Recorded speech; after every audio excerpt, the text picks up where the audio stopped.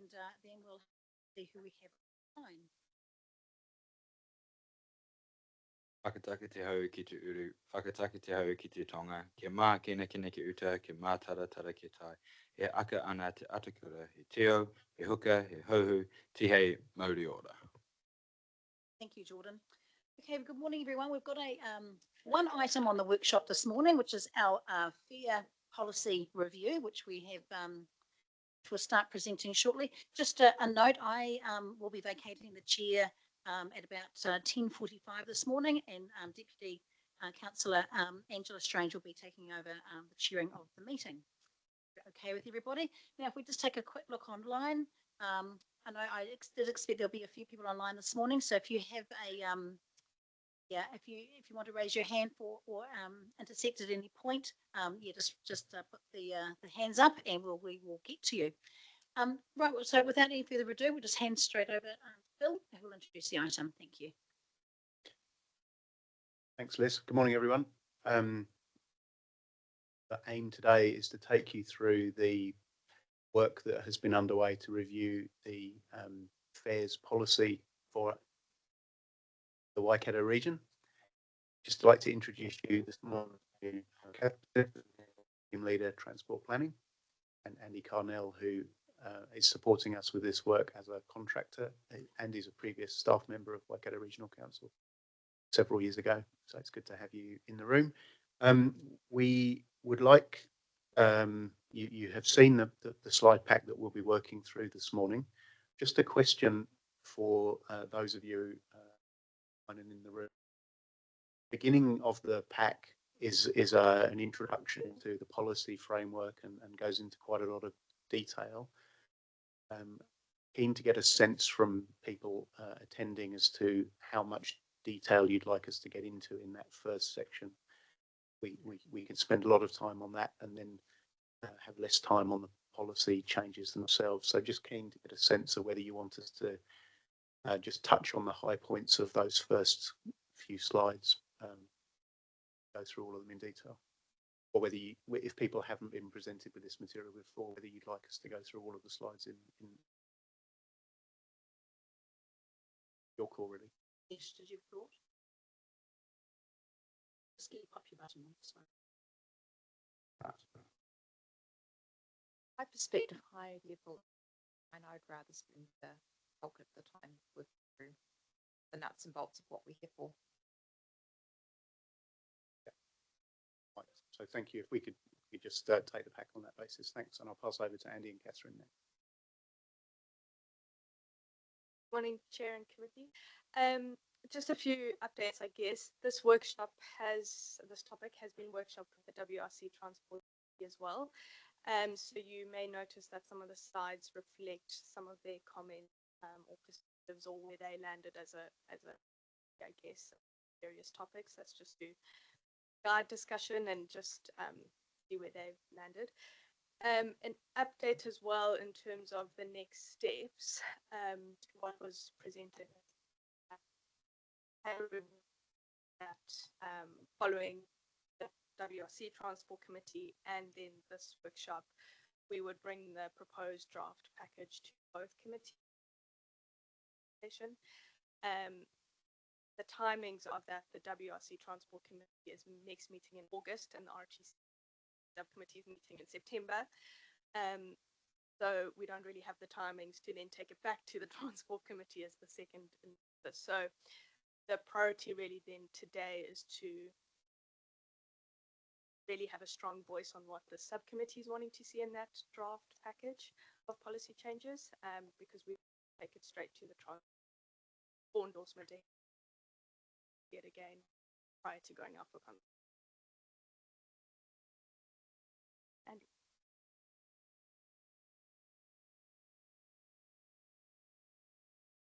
Thank you, Catherine. Thank you, Phil. Yeah, so thank you for the introduction. Andy Carnell. I'm a transport economist by academic background, was working in public transport about a decade now. So it's particular interest to me with fares policy of the various concepts involved in fairs policy, economic concepts. So, you know, it's got some real world, a significant real world impacts as well on passengers. So, yeah, really excited to be working on this. So, with that, let's kick off. This is, as Catherine said, the second time that we've presentation, so apologies to the of you that have seen this presentation before, but really looking forward to getting your probably quite different perspectives on the fairs policy mix. So the purpose of today really is to just give you a bit of a briefing in terms of what the scope of the fairs review work has been and how that fits in with a wider work programme as well. I'll give you, as Phil mentioned, a very brief overview of national legislative and policy context for setting affairs. There is legislation which applies to affairs policy. I'll give you an overview of the issues identified by the technical work for the fairs review, and it has been quite an extensive piece of work, so we're presenting the most important issues that have dropped out of that analysis today discussion. What we're looking for from elected members is a direction on the policy direction for fairs review. So more of a direction. There'll be some work to do in developing that up into a final fair structure. Really important point this. We're not seeking a view on any revenue or budget applications as a result of the fairs review. That's typically done as part of the annual plan or LTP processes. And it's that process that really sets the framework for how much fares will need to go up or down by, mostly up, to hit a particular revenue or budget target. The fairs policy review is about structure of the fairs and how that's set out in the RPT, not the actual fare levels themselves. So a couple of major drivers for this review. Can I ask a question about the purpose, please? In terms of feedback from today's session, because I, would have to say from Hamilton City Council's perspective, we haven't yet had the opportunity to council, but we do have our committee that is dedicated to this type of issue actually this Thursday, and so just really wanting to understand opportunity for feedback post the workshop today.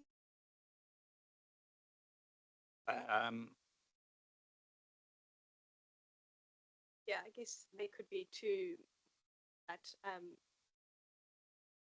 through any of the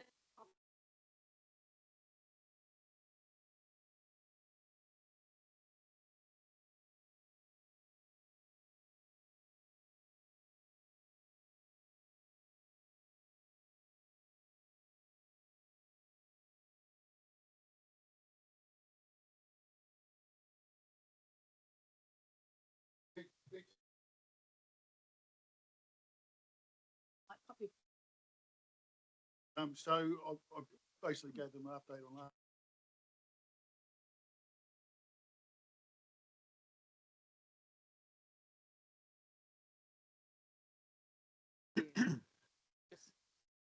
Right, yeah, we're exactly the same. This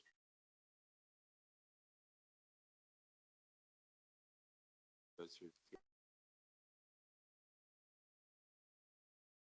see and what we contribute.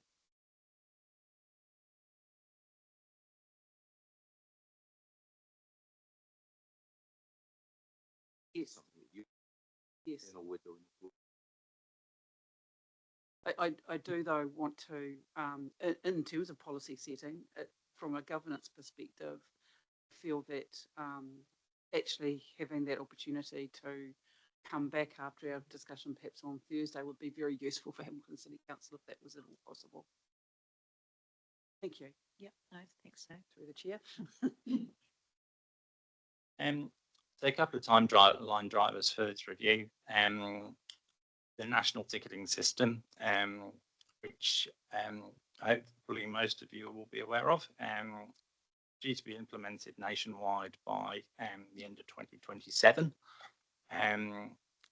The exact implementation for a date for Waikato is still got to be, needs to be determined, but there's a bit of a lead time for that in terms of getting all the information that we need to get over to NZTA and the NTS team so that they can code it all up for the ticketing system. I'll talk a little bit about the national ticketing system, what that entails. Slides. The other driver is updating the regional public transport plan. So a review affairs policy was actually an action arising from the 2024 long-term plan. It's also been contained within NZTA's guidance for development of RPTPs that fare structure reviews are undertaken at least every 6 years. And I see Gary Maloney's online from NZTA. Hello, Gary. So the current RPTP was adopted in 2022, and that if council decides to adopt a fares policy which is materially different to the existing, that will need to be a variation to the existing RPTP ahead of implementation with yes.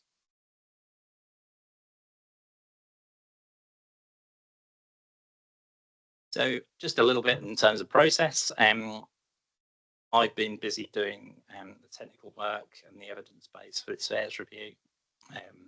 There's a technical issues and options paper which has gone to staff, and that's formed the basis of the evidence in these presentations to council. As Catherine said, we presented to the WRC Transport Committee a couple of weeks ago, and there was there was a lot of discussion. There was some things that the committee clearly thought was a bit of a no-brainer, and also issues where there wasn't a consensus, but I'll talk about that later as well. So we're here, WRC PT subcommittee today, and your recommendation will hopefully provide the basis of an updated RPTP. There was you were talking earlier about the endorsement for going to public consultation. Is now a good time to? Yeah, that's what I mentioned. The WRC transport first, and then we'll consult in September, October for.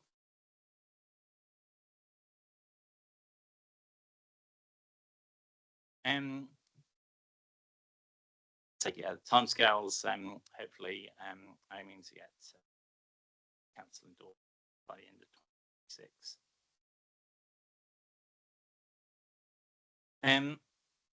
So just a little bit about public transport funding context before we go any further. Public transport in New Zealand is very heavily subsidised. It won't surprise you to hear that.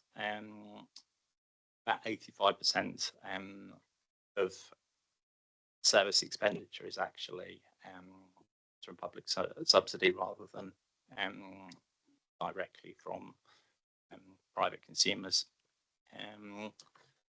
Of that public subsidy, about half is from WRC rates, and the other half comes from central government, primarily from the NLTF, but also a little bit of crowdfunding in there. Very briefly, in terms of the legislative context, the Land Transport Management Act is the act which defines everything, all the process that council needs to go through to develop a fares policy. And that fares policy needs to be done as part of a original public transport plan. There's also the government policy statement on land transport, which sets out the government's expectations for public transport outcomes and funding priorities. And that's updated every 3 years. There's also, in terms of national influence, a number of concession products which are funded nationally. Those include the off-peak Super Gold Community Connect concessions. There were others under the last Labour government. Important point that any additional concessions which council decides to implement above and beyond those are regional policy choices and are funded by the region nationally. Okay. So in terms of NTS, a few things will change. The most important change with the move to the national ticketing system is that customers will be able to pay on vehicle using what's called open loop ticketing. That means that you can use contactless debit or credit cards.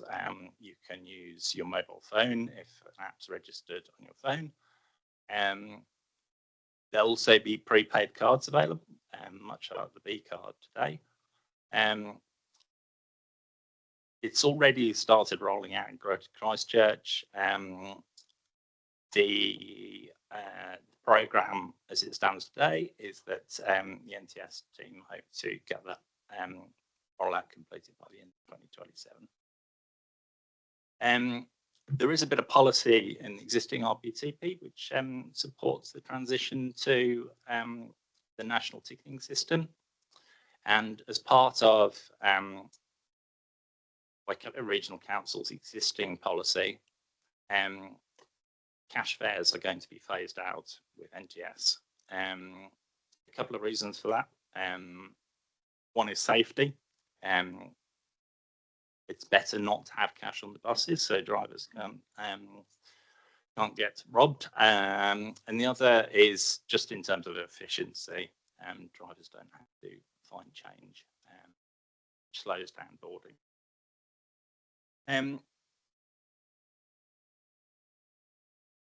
There's also Yeah, sure.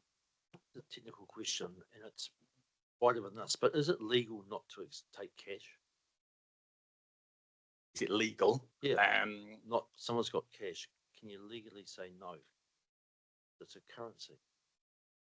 I don't know the answer to that, but I would imagine it's probably legal. We went through this. Well, We went through this with our council, so our transfer stations are contain no cash. So it was found to be. yeah. You checked it out legally. Yeah, Right, with our right. council. Good, Yeah. good to know. Thank you. Can I ask a follow-up question to that? Because I was thinking along the cash lines as well, but not necessarily the legality of it.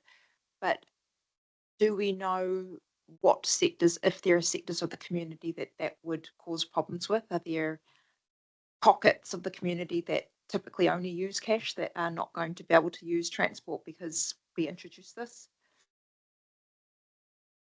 Thinking accessibility of the public transport.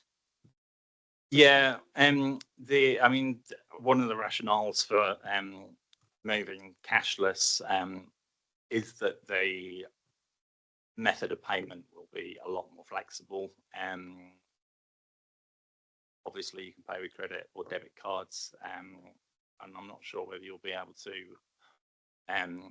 do balance top-ups with the Moto Move cards with cash, possibly.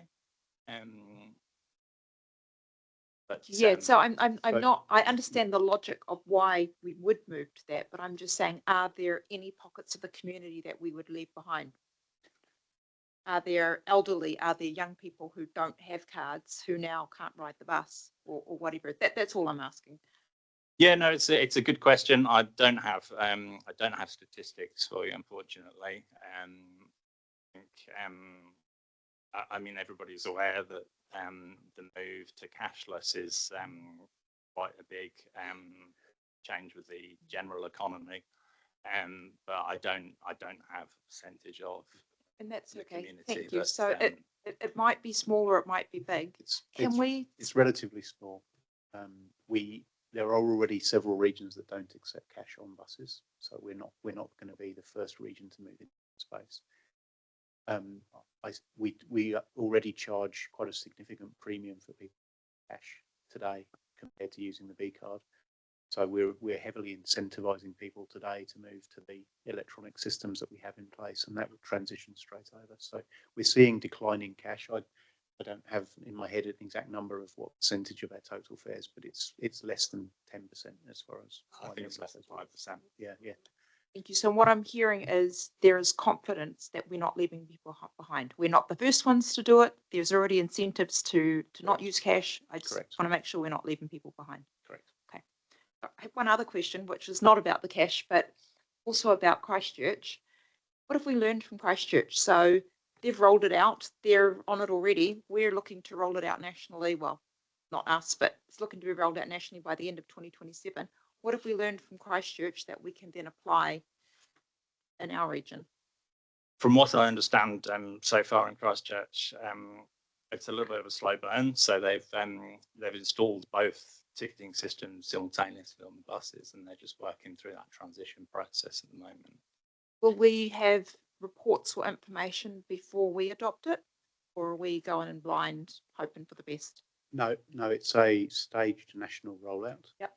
Christchurch has activated only a part of one of the phases of the system currently, and has only just in the last few weeks started to accept concessions using the Moto Move card. So they're basically a trial for the software rollouts as they happen. The big technology rollout will be phase 2, which is where the multi-interregional system kicks in. That will allow it to expand firstly to Invercargill and then and regions after that. So we're one of those regions. We're at the later end. We will pick up all of the lessons along the way. There is also a very staged and well-planned coordinated rollout of messaging around this, which will start 3 or 4 months in advance. And the NZTA have several teams working on all of this in the background. So I'm on the steering group, national steering group for yes, I'm sharing what I can. The coordination of the rollout is planned to be very thorough and comprehensive. Thank you. Just didn't want to see us making the mistakes or not incorporating learnings, given that we do have a sequential plan, making sure we're onboarding that. That's all. Thank you. Big question. The reviewing concessions to move towards a more consistent approach to concessions nationally, that's quite a significant issue for our region, because we do have, I mean, I think it comes up later on in the slides anyway, quite a number of different concessions to those that exist nationwide. Does that statement there on this slide assume that we will not continue with those, or what is that statement there? It doesn't assume anything as part other than it's in scope as part of the fares review. I think particularly young youth, and Supergold card holders to a extent. Yeah, Would so be two major, I mean, touch on this later, but the two major ones are the approach to youth concessions. So Waikato has adopted a fare capping approach rather than a percentage discount for young people. And the other one is the application of super gold discount to peak periods, which is currently locally funded. But our accessibility fares are. Other somewhat different. councils have an accessibility concession or something similar to it. +1, is that, how rare is that? Okay, thank you. Okay, so very briefly, what does an RPTP do in relation to public transport fares? It sets out some principles for fare setting and review. It describes fare products at a really high level, so talking kind of bullet point levels of detail. It also helps define zonal structures or the approach to charging in a region. There's no dollar values in our RPTP, doesn't set individual fares or lock in any prices. And remember, today we're talking about fares policy, not the actual fare levels themselves. It doesn't describe every fare product in detail either. So there's a level of operational detail that's worked up beyond what's in the policy documents. Right, Mike, question? Yeah, so the plan does it, you know, we're talking about fare structures here and central government's given some guidance through. Does this plan also deal with all with fund management? Like the whole thrust of the government is to get more privately contributed, you know, this subsidised and making it paid by the looks. Another way to make it more efficient and effective is to target it around buses running all over the place. I know this is difficult, but just asking, is that part of this plan or just? So the regional public transport plan at a broad level looks at all the various aspects and various levers you can pull, you know, and how you get to better ridership and deliver on that. This is one component of that plan, so I acknowledge that it is a bit difficult sometimes to separate this discussion from all the other initiatives you can be doing. So yes, the RPTP does look at that.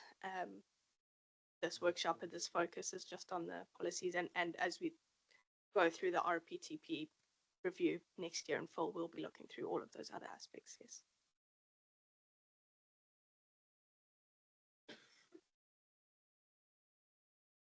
So worth just reminding ourselves what fare policies WRC does actually have in its regional public transport plan at the moment. So Waikato specific fare products such as the accessibility concession are defined in that document. As I said earlier, it also deals with the transition to the national ticketing system as well. So there's nothing that needs a different approach in terms of policy in relation to transition to NTS at the moment. It's got it defines the basis of charging as an integrated zonal fare system. I'll touch on that in later fares, but essentially, zone is an area where you get charged the same fare within and in between zones. It enables free transfers as part of the overall fare structure, and it also enables fare capping. But as with a lot of the other elements of fares policy, it doesn't define the exact level at what fare capping applies. So there is some little bit of freedom outside of the RPTP to play with those thresholds. It also enables concession agreements with partner organisations, which is quite an important part of managing to get some extra revenue, and I'll talk about that in a few slides as well. Stupid question alert, sorry. Can you describe what free transfers involves for me, please? Then that. Certainly. So essentially, a free transfer, if you think about moving from, as part of a journey, say you want to go from, I don't know, Cambridge to Raglan or something like that. Essentially, you don't get charged for changing buses in Hamilton. You only get charged through the zones that you actually move through. And free transfers are going to become more important in the future. So the work that's been done as part of the Metro Spatial Plan and future service planning in Hamilton really emphasises fast, frequent, direct routes rather than a lot of coverage routes. And what that means is that you'll probably have to change seats more for the journeys that are less frequently taken by people. And essentially, that means that those people won't get charged twice for making that. And how does it work with rail? Currently, there are free transfers enabled for rail, and they're quite generous in terms of the window and the rules for it applying. However, I did look at the numbers for people transferring to Tahuia from bus, and it was a fraction of 1% that actually do that. So it's really not very well used at all. So it doesn't include transferring on to the Auckland Metro system at the Auckland end? Will it under national ticket? No, there will be a separate fare structure in place for. Bill, I was just going to make a comment on the fare capping, because you'll have seen some media discussion on that of the upcoming elections. The proposals that are released last week talk about a set maximum fare for different regions across, so $20 metros and $10 for others. We have a fare capping policy, and our fare capping policy currently is that you pay for 9 trips and you don't pay for any more after that. On our website, we have B-card fares and an adult cap that's effectively 9 of those B-card fares. It's a different approach from what's being proposed nationally. If that were to occur, that would change our policy for the period of time that national session runs. But I just wanted to sort of give you an insight into what we have currently fare capping as a region.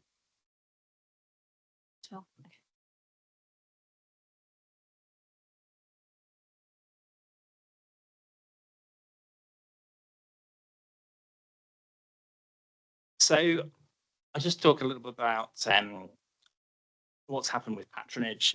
There have been some quite big fare increases over the past couple of years, over 30% increase in total over a 2-year period. There's possibly some evidence that is starting to show a negative impact on demand, but there is a lot going on in the network, and service changes, for example, the new Wi-Fi services make it quite difficult to unpick that demand. But we know from the evidence elsewhere that if you increase fares above inflation, it will have an impact on demand, and that is quantifiable as well.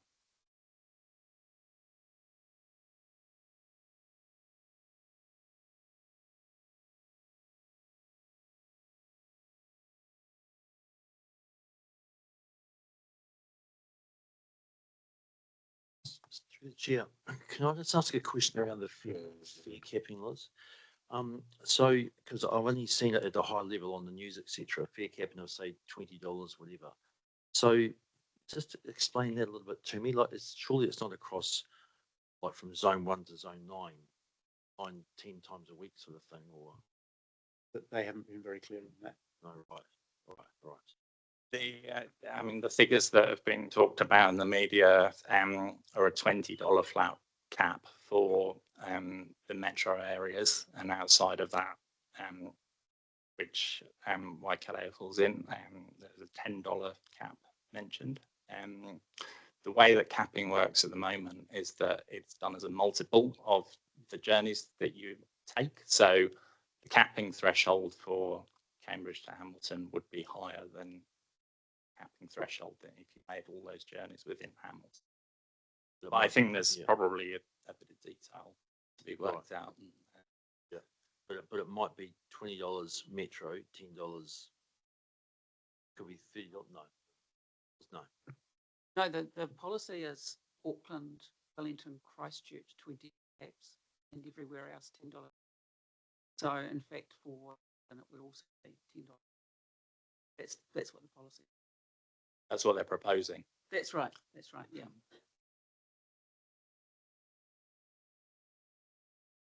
So just the scope of the review, so we're looking at all the aspects of fares and fares policy, aiming to ensure alignment with MTS, and we've been talking to the NTS team at NZTA throughout this process to make sure that anything that we've come up with is actually implementable under the new system. Making a lot of use of the rich data sources that we've got available as part of the existing B card ticking system. So all that tag on, tag off data and now enables us to model in quite a lot of detail as to how people will be affected and how the financials will work.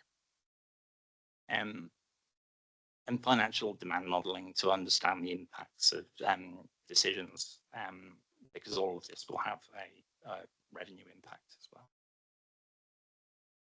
Sorry, just I noticed there were a couple of slides that weren't presented.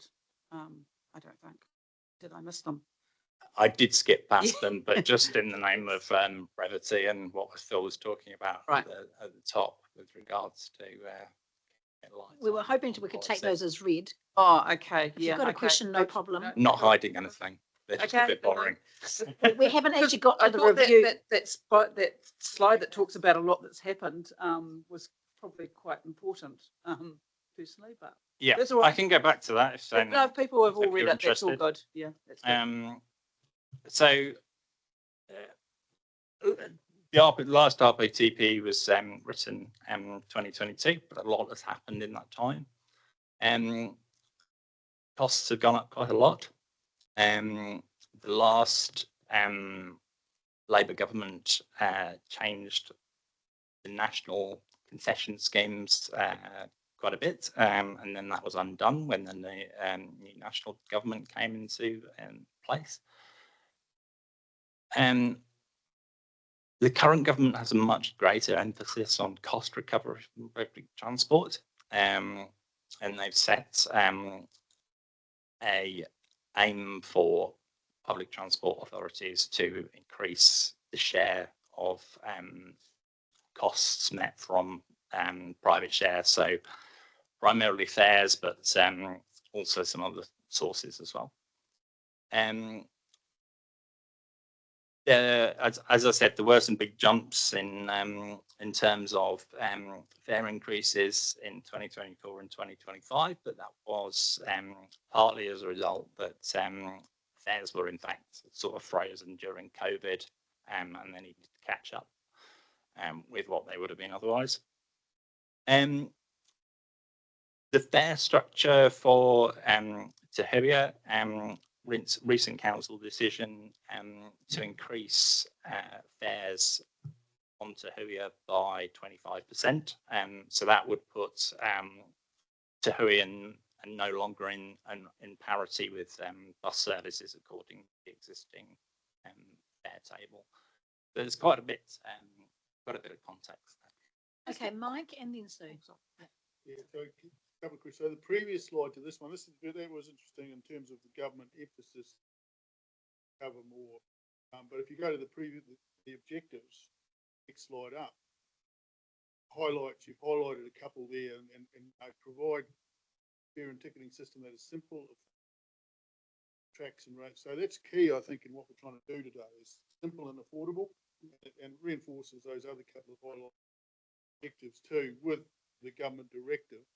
And just a question for you: when you go down to the graph, it spikes up and down. Is the downs because there's been a fare increase? So typically the variance that you see is just seasonal changes. So it's nothing So to do with increases. typically over winter, fares are lower and then the Okay, higher thanks. in spring. Yeah, patronage is lower in the winter and higher in spring. So the divergence for Tahuia from bus, was that outside of the RPTP? Was that? Because it seems like that's a policy within that. That was the fair From price of the about that. Tahuia. Yeah, I don't believe there was underlying. Sorry, say that I again? don't believe there was an underlying policy aligning Tahuia and bus fares in principle, but that was a council and fair price decision. So there was or there wasn't an underlying There isn't one. policy? There isn't one. There isn't. That specifically ties Tahuia rail and bus fare prices. Ish. Thank you. Coming back to the RTTP objectives, obviously in this context, we are looking at public transport affordability, because that shows up in objective 3 and 6 and best value 7. But I want to make sure that that's seen in the broader context of, yes, we're looking at public transport affordability, but what produces affordability for public transport is reliance on rates. And so that's the broader context. So for every subsidy that we put forward for public transport, it is met with a correspondingly impact on rates. Just putting that as a broader context for our conversation here. Is that correct? I mean, in terms of the regional council rates, a part of that would go towards funding the subsidy here? So Or am I wrong? we have a slide on the difference between national concessions and regional concessions. Maybe it's come up. You might still have the question, but maybe we'll go through that first. Yeah, and just this fares policy review is sort of heading towards a variation to the existing RPTP. So these objectives would stand not being litigated.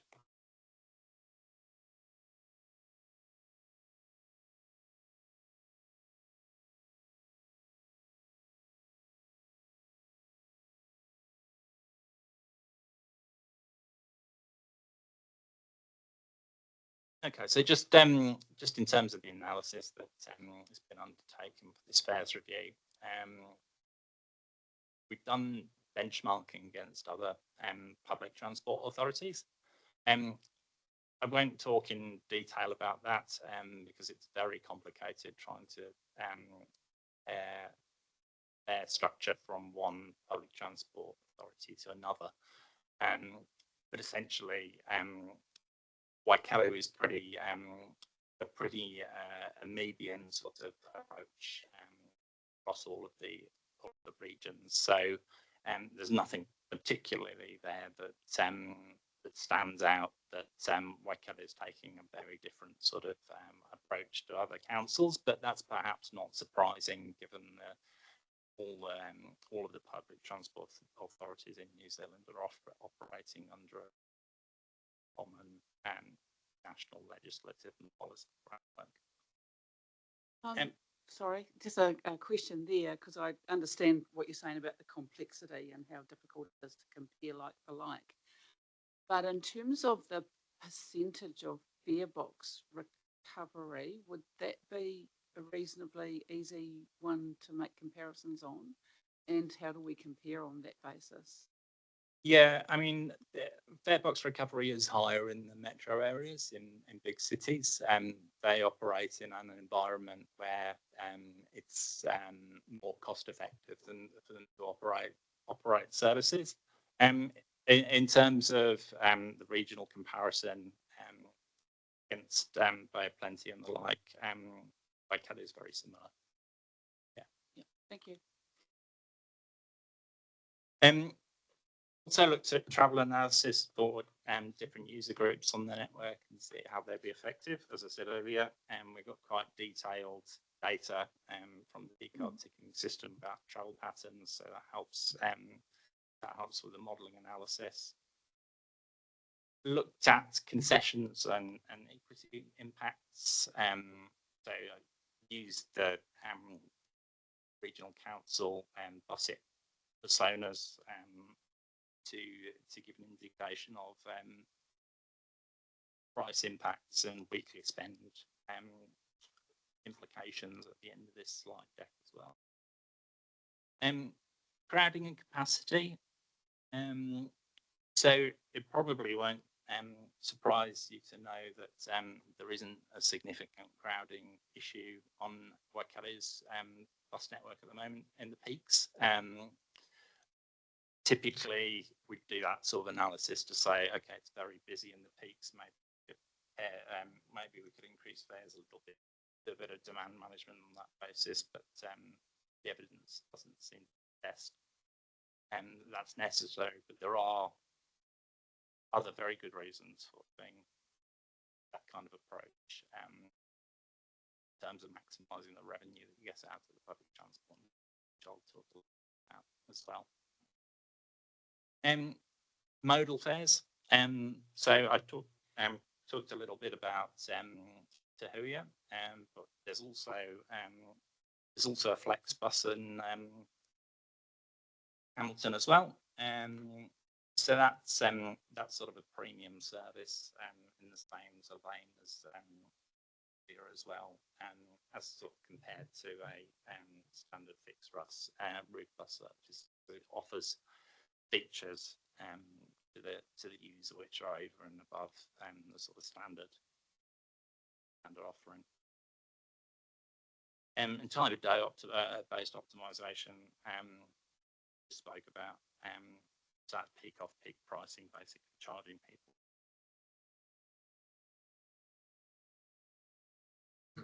Just on that slide, last slide, crowding and capacity, I think it was, and I know it's not really a discussion for today, but at some point we need to have it around, and I think I saw some correspondence about the size of some of these buses, and we're talking about costs here, but the other side of this is actually savings. It's not a discussion really for today, but it's something that looking forward to being brought to a table about are our buses fit for purpose and who's filling them up when they are at capacity. It's just a point for today. It's not totally relevant, but it is up there and it's something that needs to be addressed by this Transport Committee. If I can just make a comment on that, I think that part of that is relevant, and I think that we'll see through the various options as there are levers in our fare policies that you can pull to encourage off-peak travel instead. And I think that's kind of also what we're looking at as part of that problem. Can I just ask a question about peak and off-peak?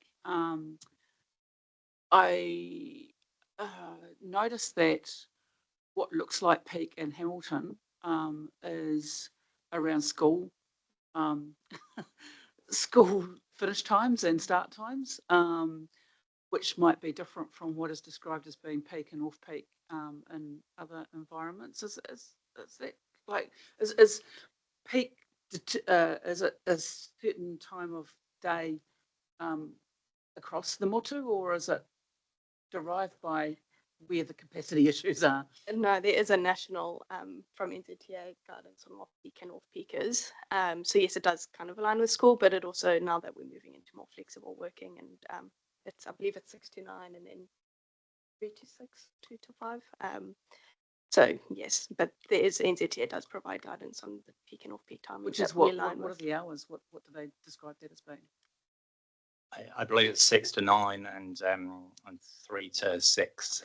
Yeah. Yeah. And that's the eligibility outside of those hours for the National Super Gold scheme as well. So So that's I think, fixed nationally. did I hear you say that there's not capacity problems at peak? There are on certain services, but generally speaking, there is a bit of room. Yeah, and it's worth saying that it does depend on how you define capacity as well, because standard buses typically have a standing capacity which is much higher than the seated capacity, but that might not always be a desirable outcome to have.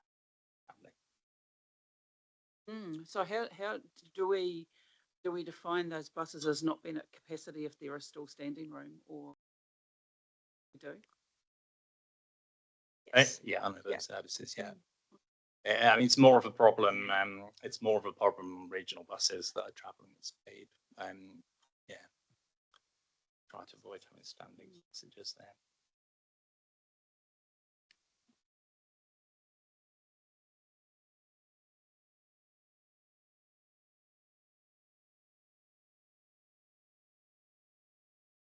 Cool. So now we get into the exciting stuff. Fares policy trade-offs. Everything in fares policy is a trade-off. You prioritise one thing, and that has a negative consequence on other elements. So three big kind of policy sort of positions that you could adopt as a public transport authority. You could seek to maximise passengers. That typically has a revenue cost associated with it. Low fares is the biggest sort of driver of trying to get more passengers. There are other sort of customer friendly initiatives that go in that direction as well. But the broad thrust of trying to maximise the number of passengers in your network is that revenue trade-off. There's also a social equity component of this as well. So if you imagine that you, as a public transport authority, have a fixed revenue budget, there'll be just some decisions that get made around what concessions do we offer to particular groups. So those get funded out of rates, and to a small extent because fares revenue does typically make up a relatively small component of service costs in New Zealand. To a small extent, there is a degree of fare-paying passengers subsidising those groups as well, but the vast majority of subsidy does come from ratepayers or from national government. There's also a position there that you can take, which is to maximise revenue, and that typically means putting up fares, but it also means doing a lot of these sort of optimization type approaches, which is adopting peak off-peak pricing to kind of optimize how people are charged and how that demand responds at different times of day, which I'll talk about as well. Any questions on that? Like, did you? Oh, no. No, that's okay. So we'll get into the nitty gritty of this part now. Carry on, Catherine. No, I'll just point out Gary has his.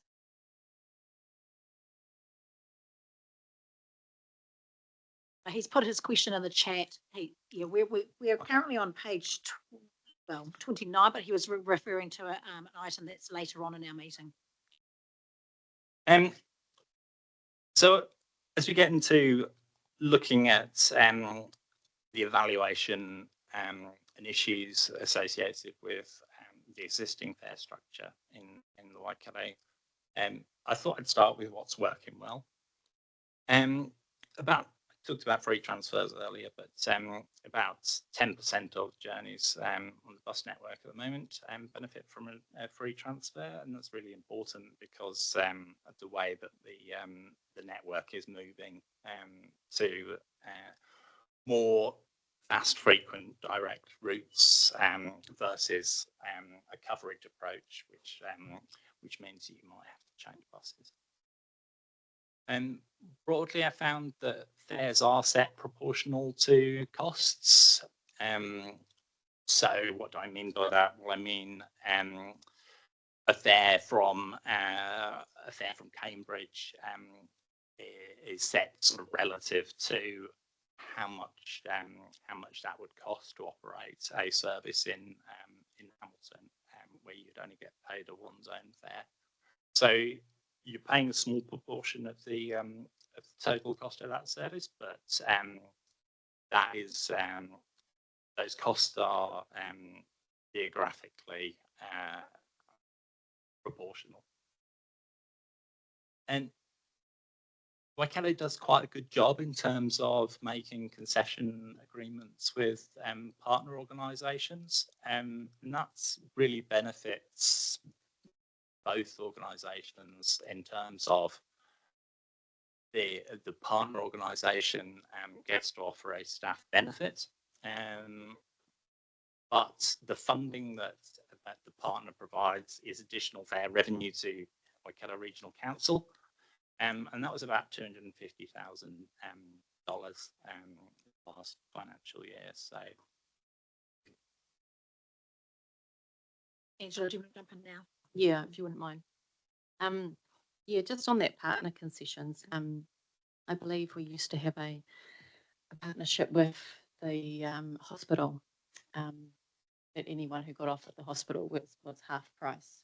And that was fantastic and went a long ways towards their parking issues up there. But that might feed into Hamilton's discussion around park and ride future. We used to. That stopped once current government came in.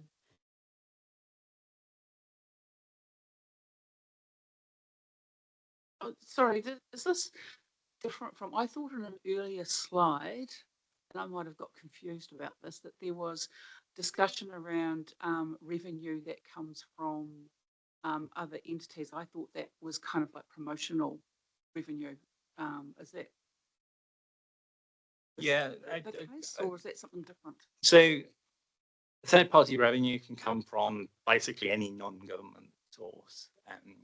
I'll talk about the targets that working to later, but essentially that can cover anything from fares revenue to cafe revenue to the revenue that's generated from these type of partner agreements as well. Oh, so they're all lumped in together in terms of a revenue stream. Yeah. Okay. So how much do we get from advertising and promotions on that public? I do not have that number, unfortunately. Okay. But it's part of that 250K, or it's additional? No, it's additional. Okay. Yeah. We can find out. That would be useful. We will to come know. back to you. Thank you. Yeah, I'm sure that I have seen that number somewhere along the way. Yeah, thanks. So we'll get it to you.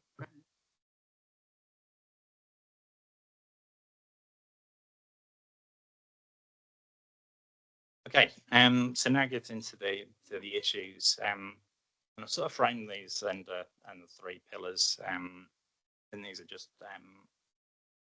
help structure the conversation as much as anything. Number one, quite important, meeting private share revenue targets.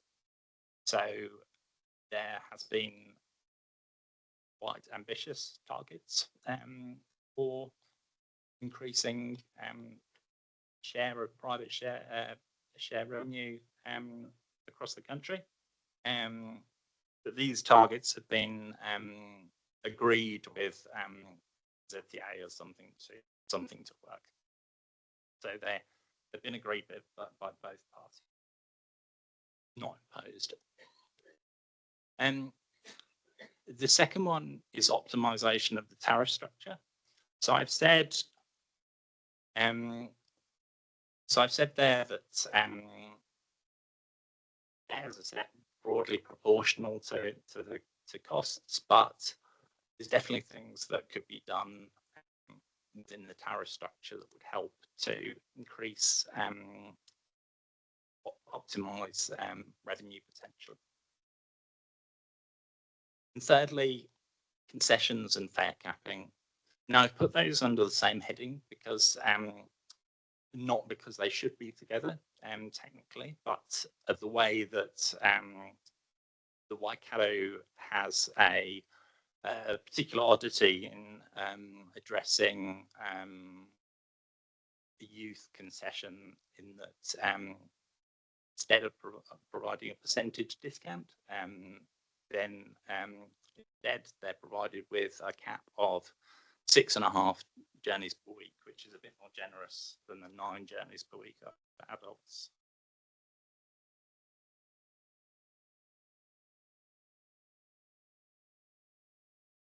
So I don't know if you've got access to the chat, so, but Vincent has just come back and said that the bus back advertising is between 300 and 350,000 per annum.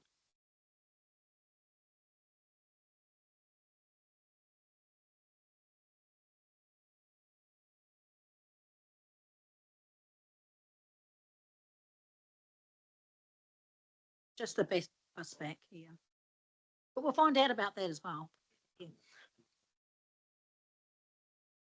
I'm quite keen to find out too, yeah. So as I've said throughout the presentation, the current GPS, and this is policy by the present national government, they want to see a higher proportion of the quite low percentage of costs which are recovered from private sources. And those targets have been agreed with NZTA. So there's a policy balance which council can adopt in meeting those targets. And the default position has been, and this isn't just the way that Waikato seem to approach things, but also nationally, in that position has been to essentially just apply a blanket fare increase of however many percent, and that has typically been quite a high number. There are other ways that councils can meet private share revenue targets. And of course, cost is one side of the equation, but there's also those other revenue sources and maximising those that we've talked about. But also the way that fares are structured as well. And I said earlier that everything in fare policy is a trade-off, but one of the biggest trade-offs is between how generous are we with concession products versus how much patronage do we want to raise and how much revenue. Fare increases only affect the proportion of users who actually pay for services. So blanket fare increases do tend to affect fare-paying adults the most. And that's not a judgment. It's just a fact. That when we increase fares by percentage amount, because adults pay the most, they're the group that gets impacted, and typically that's the area where demand will fall the most as well.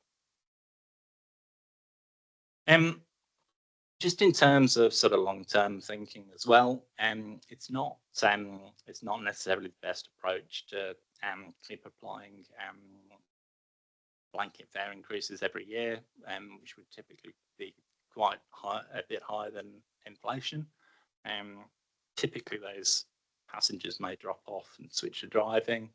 That means more congestion on the roads, less need for services, and that tends to have a bit of a negative spiral over time, and you know, I mean, this is kind of long-term impacts, you know, 10 years from now, a decision made around fares now can have an impact on people's long-term decision making about where they live, how they travel, etc. So we have some targets for private share revenue. The 2024-2025 target, I'm pleased to say that council exceeded. So the target was 13.3%, and WRC achieved 15.2%. The targets get progressively more difficult over the next year. So the target for 2025-2026 of 15.6%, and that goes up again to 18.4% in 2026-2027. So the question is, what's the policy mix that that council wants to approach that meeting that target with? Are we just going to put up fares? Are we going to try and do some different things? Are we going to change the balance of what's in current fare policy and tariff? A question about. Thoughts? No, so you go. No, I'm keen to get the conversation going around this in this space, so you go for it. Thanks, Liz. How are we tracking so far, year to date, in the 25-26 target? We're on track to meet the target, but there is some uncertainty now with the fuel price increases. But we have in principle. So that OPEX figure there does that reflect the fuel price increases or not? No, it wouldn't have. Okay.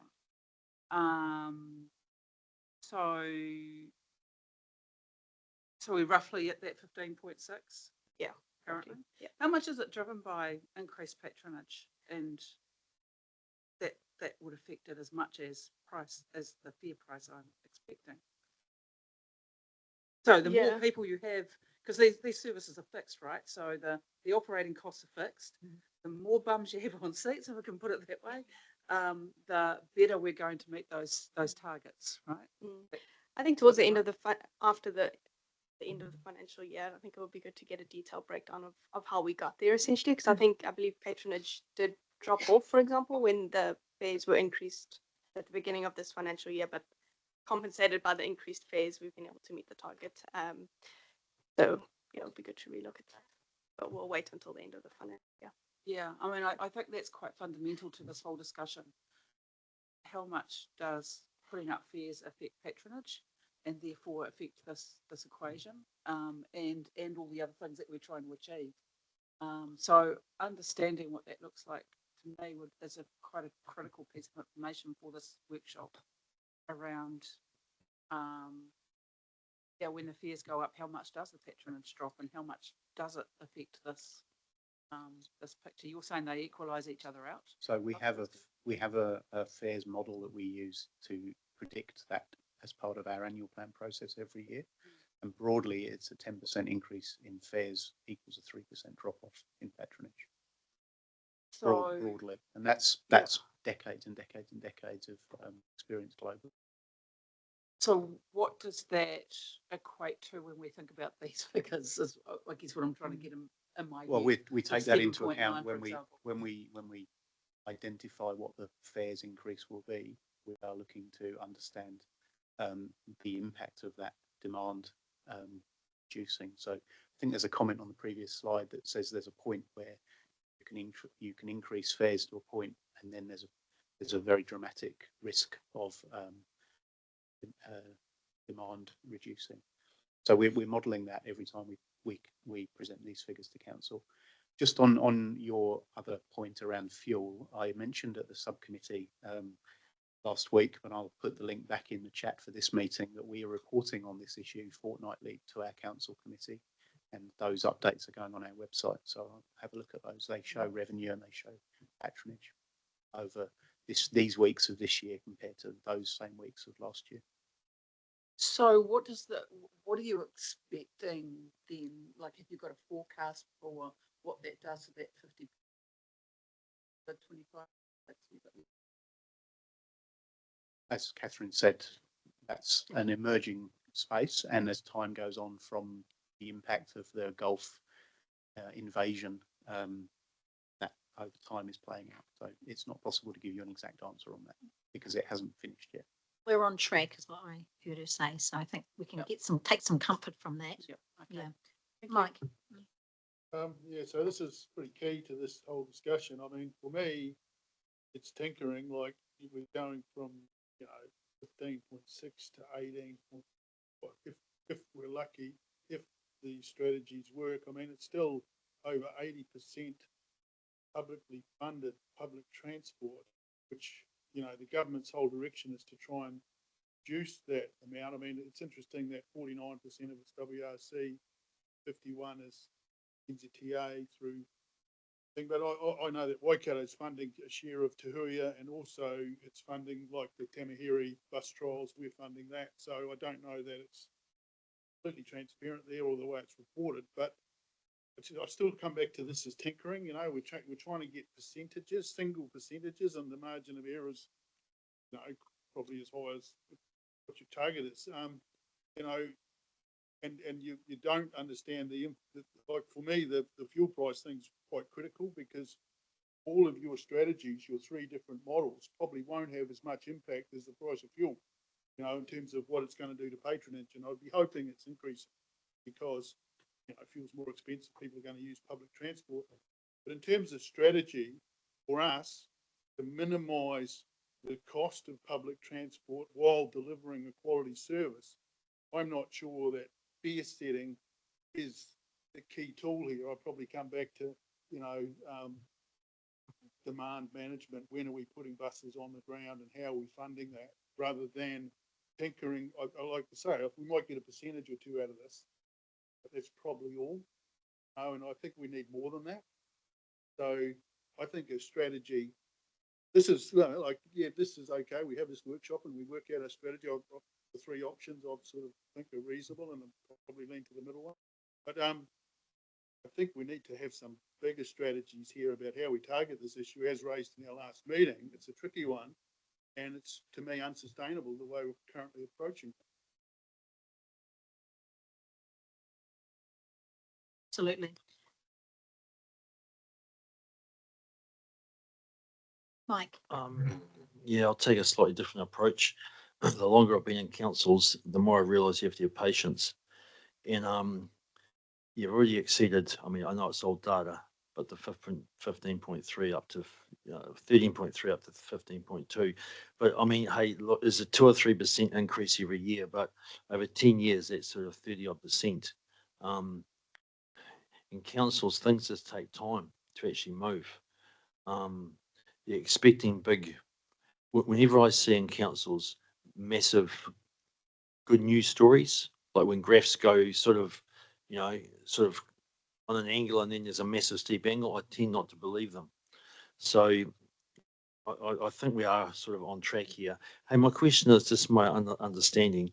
Target revenue, if we just take 9.4 million for 26-27, then required revenue, fair required revenue, 8.9. Just explain the difference to me again. Essentially, that difference is those other revenue sources that we Gotcha. talked about earlier, Yep. bus bike advertising and Right. Tahuia Cafe and else. Right, nice, thank you.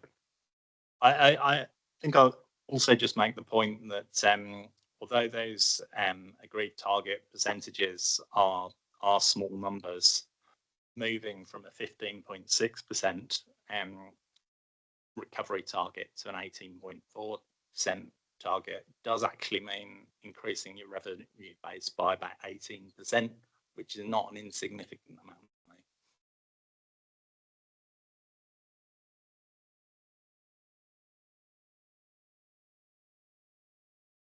Right, we'll crack on, and Angela, I'm going to do a quick switchy over as well, everyone. I'll be online.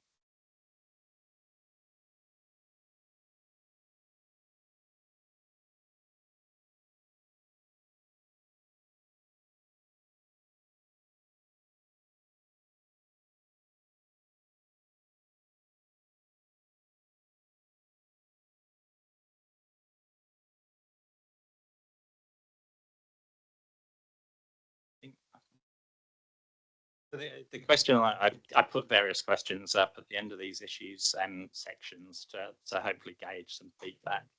I think we've had some feedback around probably there is a broader policy perspective here in terms of meeting private share targets. And that needs to bring into the mix the cost inside of the equation, but also looking at the impact of petrol prices and the like as well. But yeah, interested to hear any other perspectives in terms of should we be increasing fares at standard percentage rate every year to increase to meet revenue expectations, which is the current approach. Really a question around that. The 25% increase for Tahuia, do we have any experience with having increased a fare so suddenly, so high, and what that does to patronage? I was going to say probably not. No, well, we did increase fares by 20% across bus and rail in July 2024. And what was the Minimal. So you're expecting minimal No, reduction in patronage? not necessarily, Okay. because what are you we expecting? have the 3 years increased fares, 20%, Yes. 11.4%, now 25% Yeah, for Tahuia. yeah, it's deep over a short period of time. So what's the expectation of patronage on patronage? So that was all included in the report that I shared with after the subcommittee meeting last week. That option 3 of the council report included a full analysis of that option. Yeah, just remind me again what the Let me reduction is. find the report and I'll share it with you. I'd just make the point as well that it does typically take people quite a long time to adjust their behaviours in relation to fare increases. And the evidence shows that people, that full effect isn't shown for at least 12 months after a fare increase. So the issue is, by the time that council sets fares for the annual plan, the full effect of the previous year's fare increases won't have been fully felt yet. So is that because people's behaviour doesn't adjust for 2 months? Is that what you're saying? Not fully, yeah. Is it the same for a steep, a steep increase like 25? I mean, I would imagine the same principles would apply, but obviously it's a bigger number, so the magnitude of the change will be larger. What's the proposed date of the increase? End of September. End of September.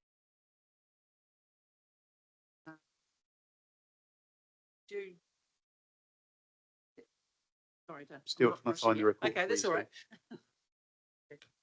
Mish. Thank you. Can I just unpack the lag that you mentioned of the 12 months? So what Sue was asking is that if there's a steep increase, then what I'm hearing is that people continue to do the same, and then after, well, between 0 and 12 months plus, then they think, hang on a minute, this is expensive, I should start driving, whereas I have just been continuing to absorb the increased price for 12 months. Is that correct? So, I mean, so a little bit more nuanced than that, in that people will have different decision points along the year, depending on their individual circumstances. So, it might not be possible for one family to find an alternative mode of transport, but others more readily available to switch.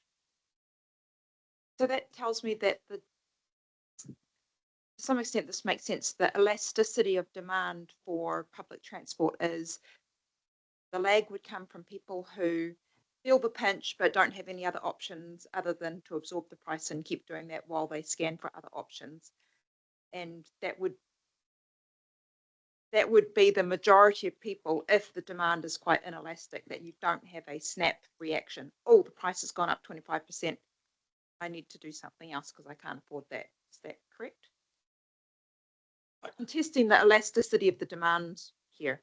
Yeah, I mean, I don't think there's any evidence around the magnitude of the change affecting the proportional response. So typically in public transport, Phil mentioned we use an elasticity of about 0.35 for fares. So you put fares up by 10% and demand will decrease by 3.5%. That only affects, of course, the people that actually pay a fare. So you put fares up by 10%, quite a lot of people have super gold, etc. So the full effect doesn't amount to 3.5%.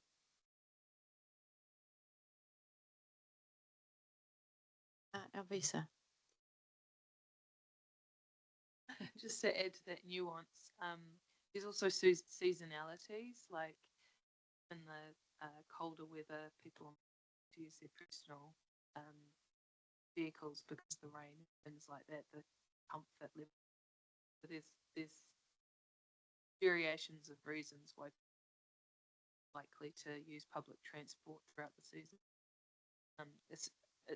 With active transport and things like that, more summer seasons as well.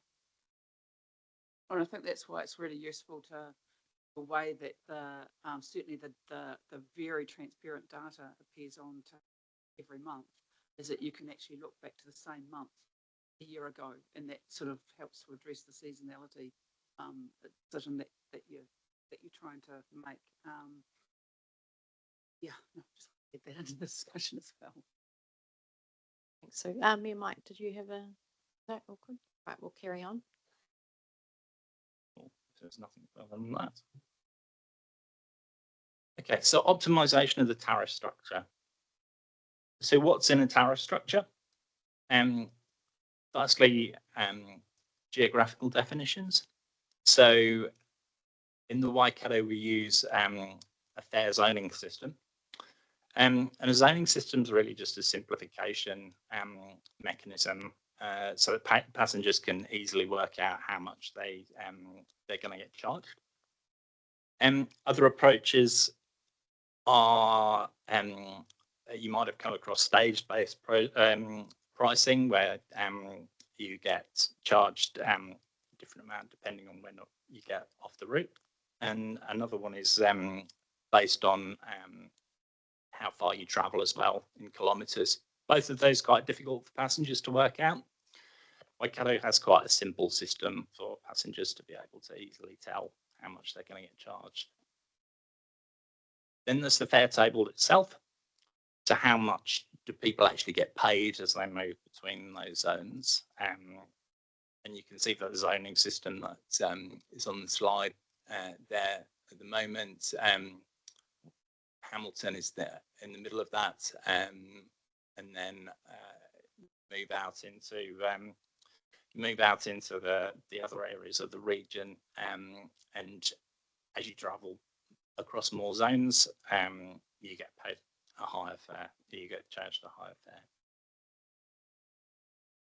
fare. Mode-based pricing.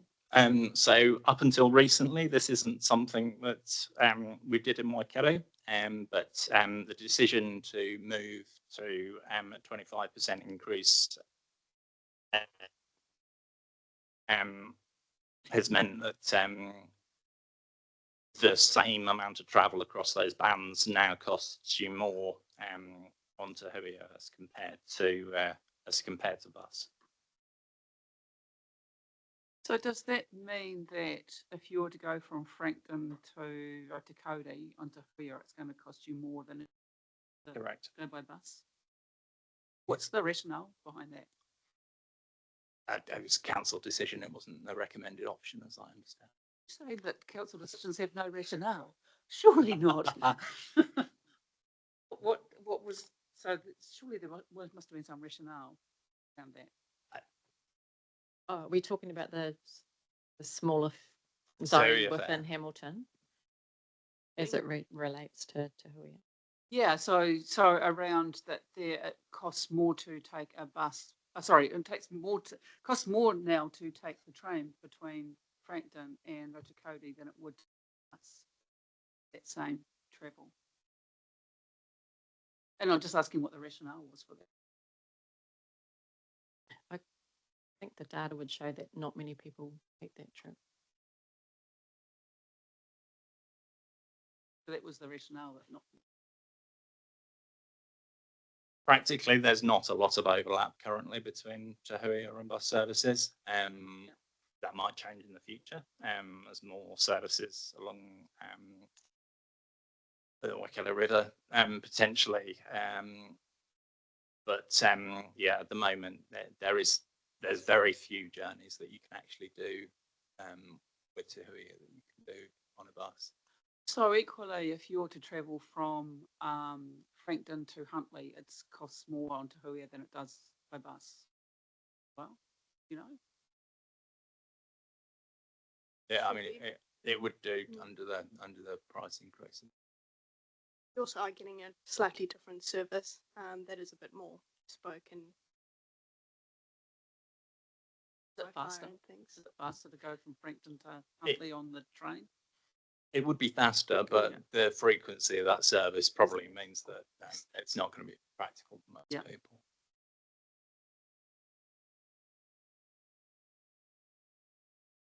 Mish. So the assumption that we're making, just picking up on your point, so is that Te Huia is primarily a longer distance, and that if you were to, that the pricing modelling is based on you get on, let's say at Frankton and you go to Auckland, or you get on to Putukoti and you go to Auckland, that you're not getting on in Frankton and going to Putukoti. Is that the thinking? So I mean, there's good there's good arguments for charging higher prices for. I mean, I've got a slide on it. It might actually be worth me just jumping to it here. So rail offers a higher quality than bus typically. So the ride quality is better, the seating's better, you know, it's faster generally, and that's the kind of value of rail, as opposed to travelling on a bus service. And internationally, where bus and rail fares aren't aligned, you'll typically see that rail fares are higher than bus.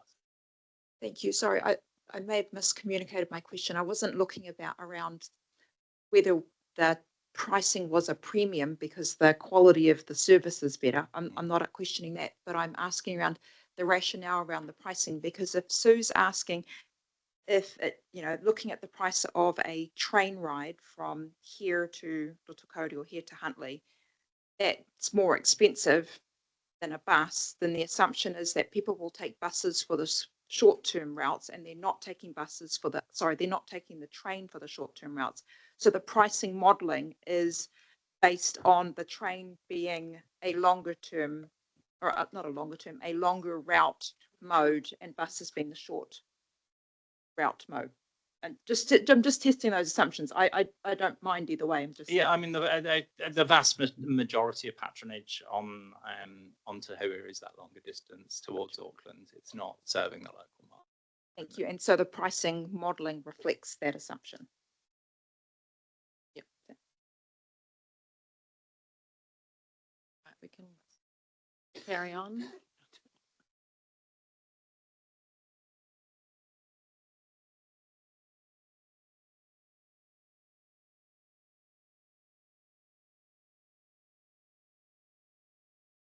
Okay, so one of the limitations in the current RPTP is perhaps that there's no principles defined for fare setting. So not talking about defining the levels of fares themselves, but defining how a person would go about calculating what those fares should be. I said at the start that one of the strengths of the current system is that it is proportional to cost. But one of the things that I found looking at the current fare table is that there seems to be a bit of underpricing in the middle of that fare table. And if you look at the fares and the way that they sort of increase from band to band, noting that those bands are pretty much equidistant. So travel from a zone 1 to zone 2 is the same distance as 4 to 5, for example. It does seem to be that those fares in the middle of that fare table are perhaps a little lower than they ought to be. And my recommendation is to establish some principles in the next RPTP for setting the cost of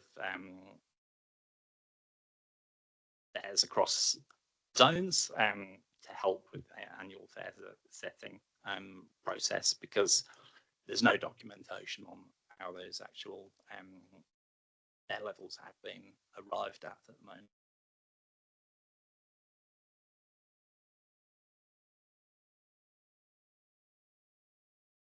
So I said at the start, fare zones provide simpler means of charging than distance or stage-based approaches. One of the weaknesses, perhaps, of the current Waikato network is that there's fare zones covering areas which have very little demand either within them or between them. There is the possibility of simplifying some of that structure to knock out a few levels in that fare table, which is about 10 different fares. And the impact on that and passengers would be pretty minimal. The only impact really is that some passengers in rural areas would be getting charged a 1-zone fare instead of a 2-zone fare for some of their local travel. There's a bit of an equity consideration there as well. So rural areas, people tend to need to travel further to access essential services. They don't have necessarily those services located where they live. So there's another argument, perhaps, for simplifying some of the existing regional zonal structure. Could you just give an example of what that might look like if you had larger zones? Yeah, so I mean, we're not talking about a huge change. It's really just amalgamating some of those concentric zones sort of around,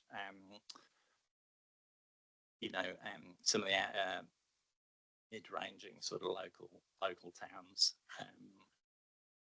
There really wouldn't be too much impact there. And are you suggesting that it would be like a mid-range fare that would be for the integrated zone, or? Yeah, well, it would be a 1-zone fare for travel within that zone.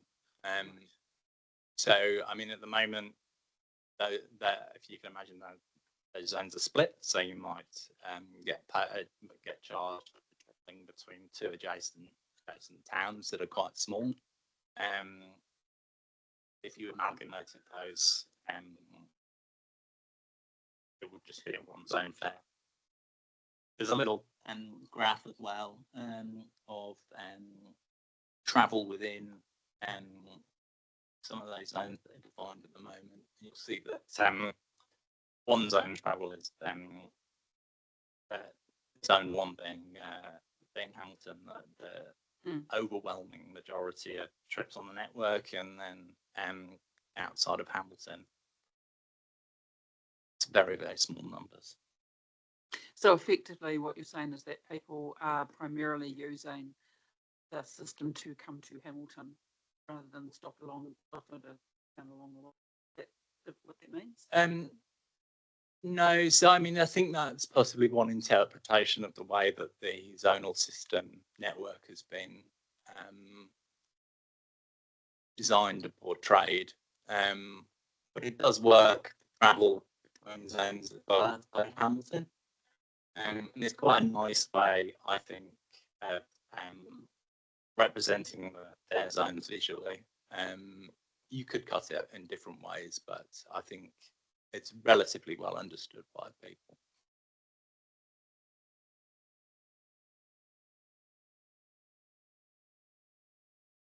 What the data suggests that there are minimal, I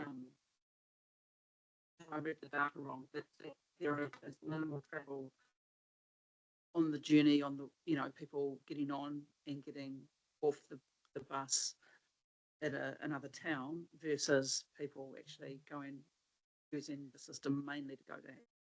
Well, I mean, the numbers for Hampton are so much higher because Hampton put the greater scale than other towns who are like it. And that's what the data is showing, really. Thank you. Excellent. All right, we might take a quick 5-minute break, cup of tea, biscuit, and then come back at, 5 minutes time. So 11. Oh, thank you. Sorry. Five, so, yeah. 10 past.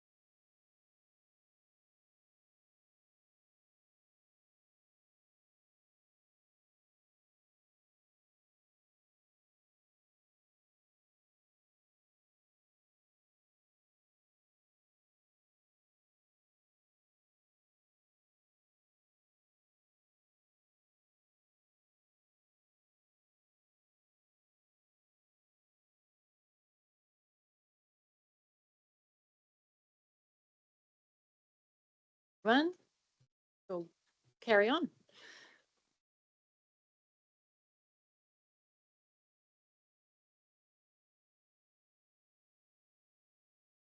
Thank you, Chair. So just conscious of time, we've only got an hour and a quarter left, and really want to get to discuss the packages at the end of this presentation, which is really why we're valuing your key feedback. So I'm going to move through this as quickly as I can, and hopefully explain the issues that are relevant to the packages as I go through. So one of the packages, as I mentioned at the end, is focused on optimization.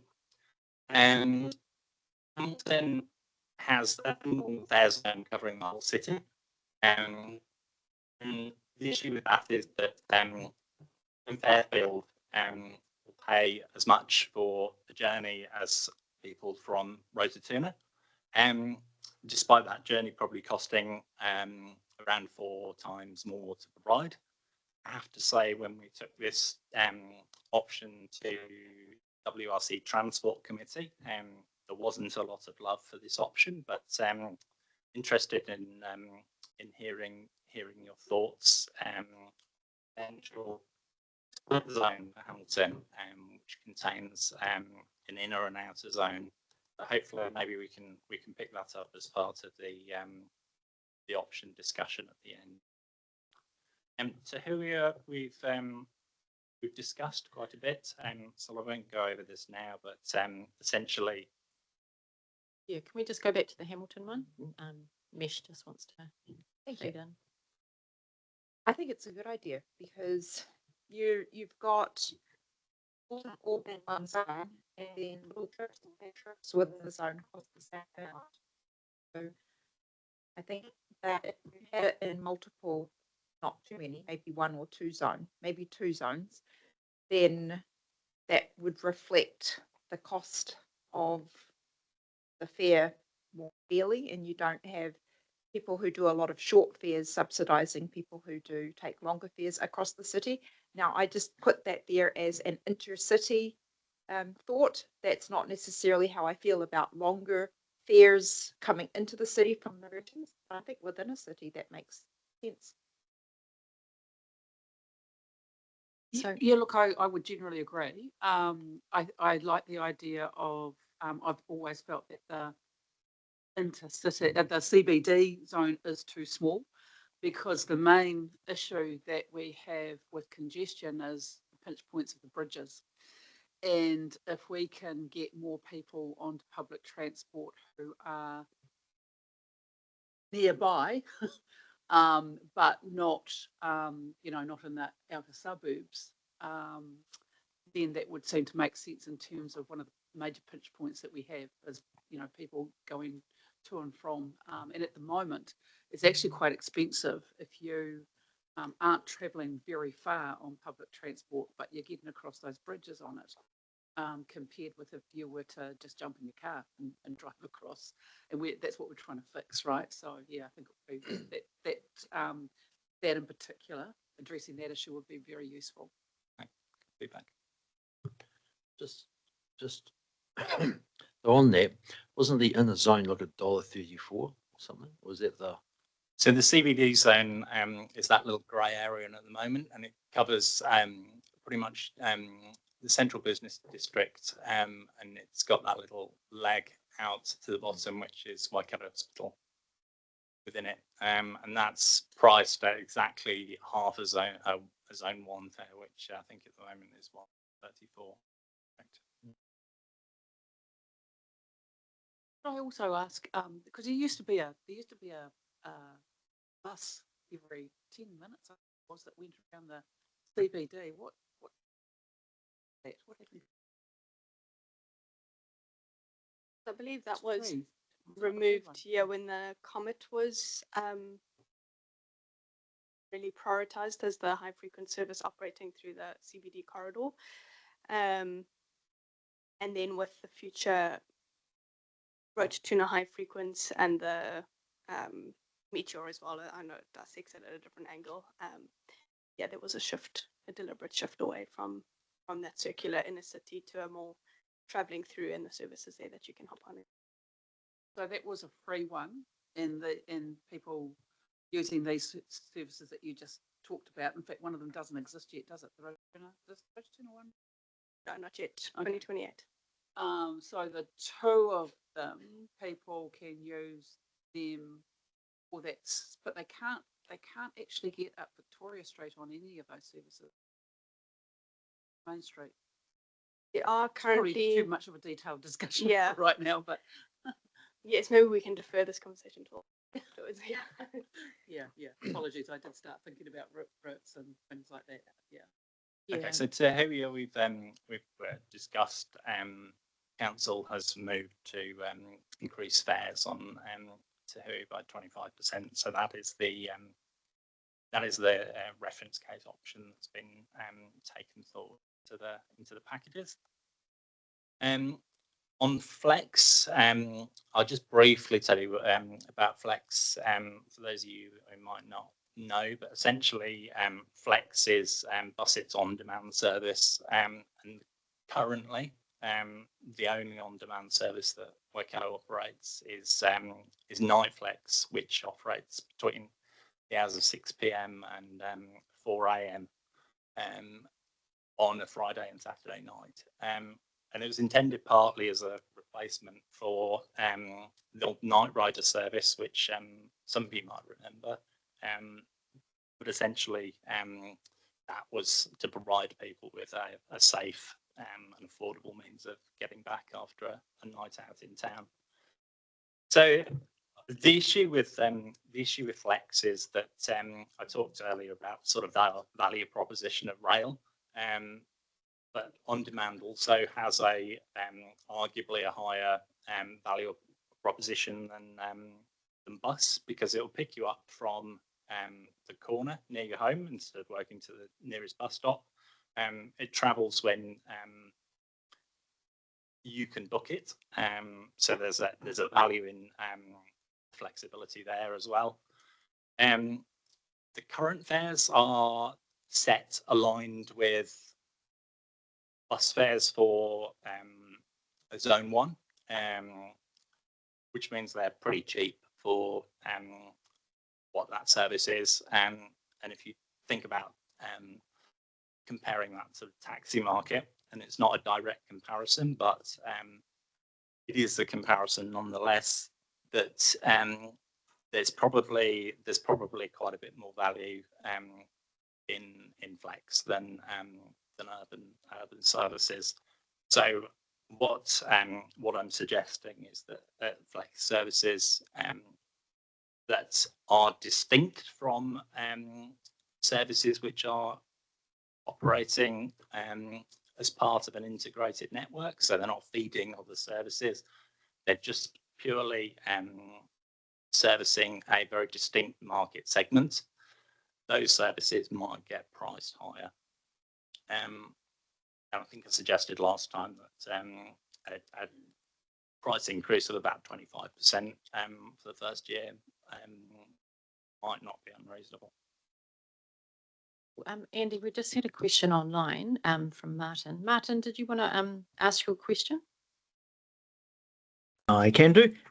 Yeah, just the previous slide, or maybe two slides back, talked about the CBD, and I was just wondering, we hear sort of anecdotally, particularly in larger cities, Auckland, Tauranga, etc., that a bit of a move away from the CBD as employers can see cheaper options for premises and things, and as the increase of small and large shopping malls and things. So are there figures or anything that shows like a reduction of people in and out of the CBD?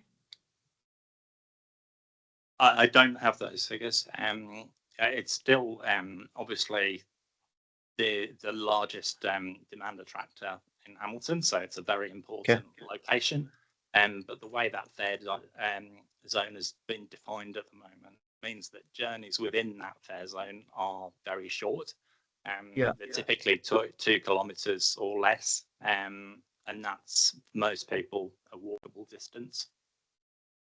Right. Okay. Thank you. So Thank you. On the time of day based issue, what thinking is being done about how that might work in conjunction with time of use charging? So they don't require each other to work. But certainly if you had congestion charging, it would help the case for high fares. And look, I think time of day based optimization flies on its own merit with or without any form of congestion charging. The reason for this is because it helps you optimize revenue. The way that it does that is because people are more sensitive to price changes on the off-peak than they are in the peak. And I talked earlier, we talked a little bit about the availability of alternatives. In the peak, people have less options on how to travel. Weekends, people have the choice whether to travel at all. You know, they might get a lift with a friend or something like that. So we say that fares at weekends and off peaks are more price elastic, and there's a bigger demand response. And what does that mean? Well, it means that you can put fares up more in the peaks and have a lower impact on demand, but you can actually cut fares at off peaks and generate a more substantial amount of patronage and revenue. I guess it's a matter of thinking outside of revenue. What is it that we're trying to achieve with our?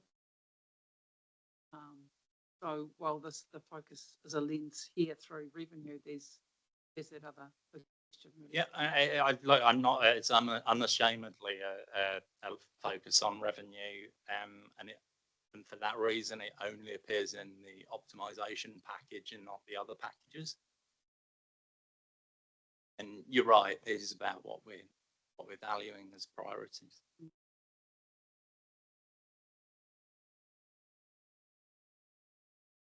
So where do we have that conversation about where we value as the priorities? When we get to the packages, so we'll get to that relatively soon, and then we can.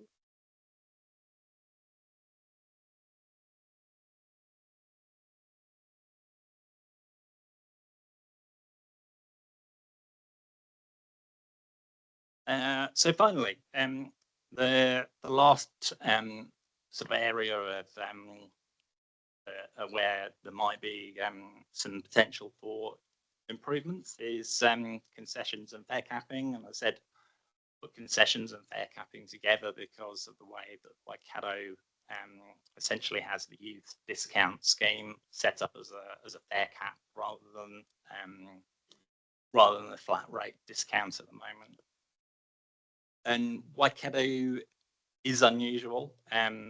We're the only council in New Zealand to have a youth fare capping product instead of a flat rate discount. I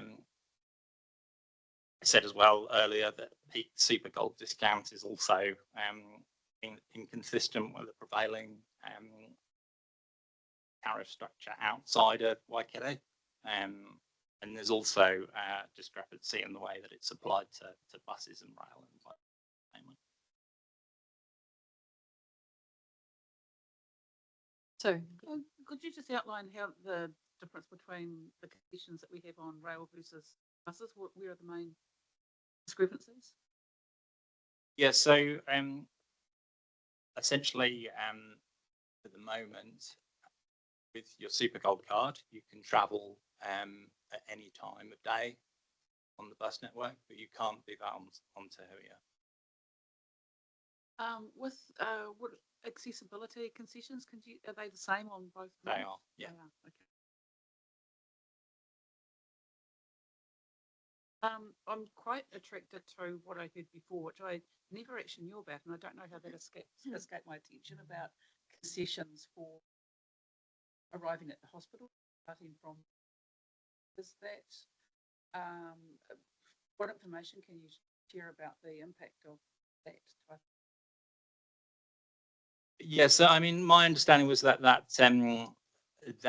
I mean, there were two things really going on with that. The Waikato Hospital was the DHB staff concession, and I believe for a time the DHB also subsidised travel to the stops outside of the Waikato Hospital. And both of those schemes were fully funded by the DHB. So they would need to be, you'd need to have the DHB on. How long was it in existence? Couple of years. And roughly when did it? Couple of years ago. Okay. But it was funded. It was funded by the DHB. By the DHB, Yeah. they what gave fund? Like Yeah, so the B card data showed how many people got off at the hospital, staff, patients, visitors, and then yeah, they would have they were billed for it. they were invoiced. Yeah. Yeah.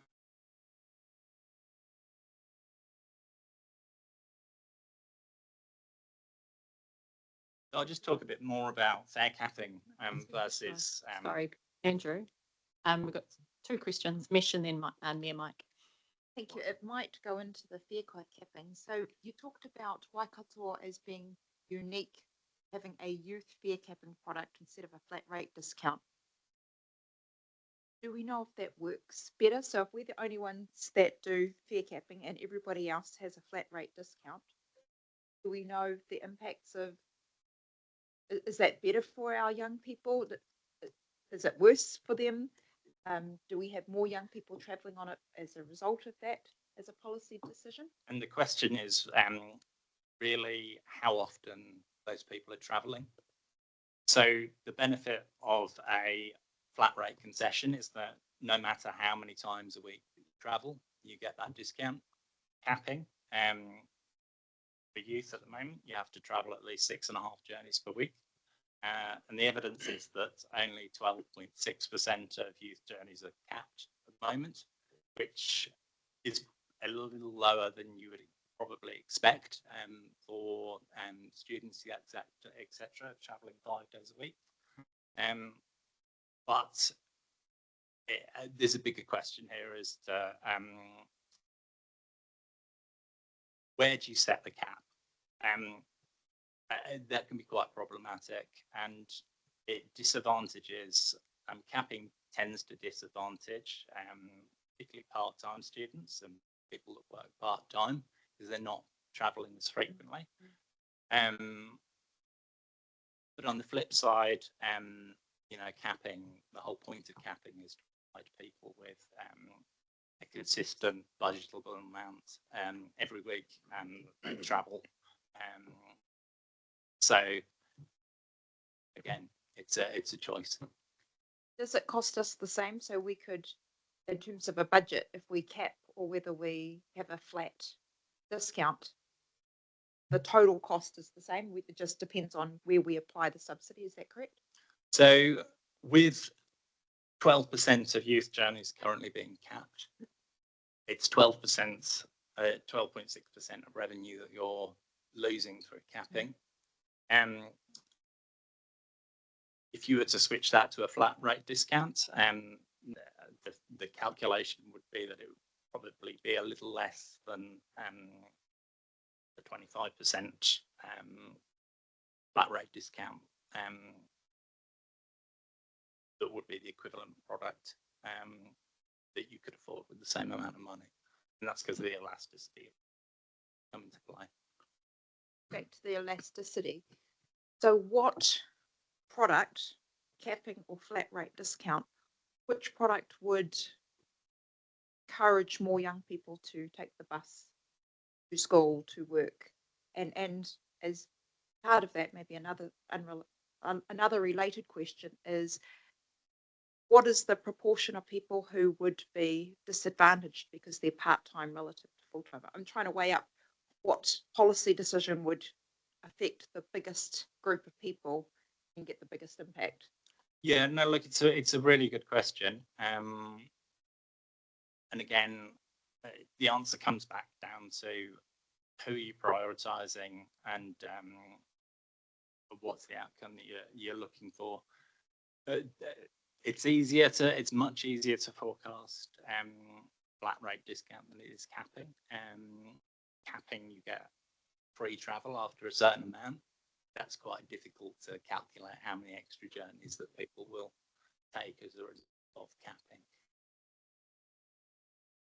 But if we are trying to make a policy decision, then surely we need the evidence on which to make that policy decision, because I guess the outcome that we want is the most amount of benefit for the most amount of people, right? Because that would encourage more, and I'm just speaking specifically youth here, more young people on the bus.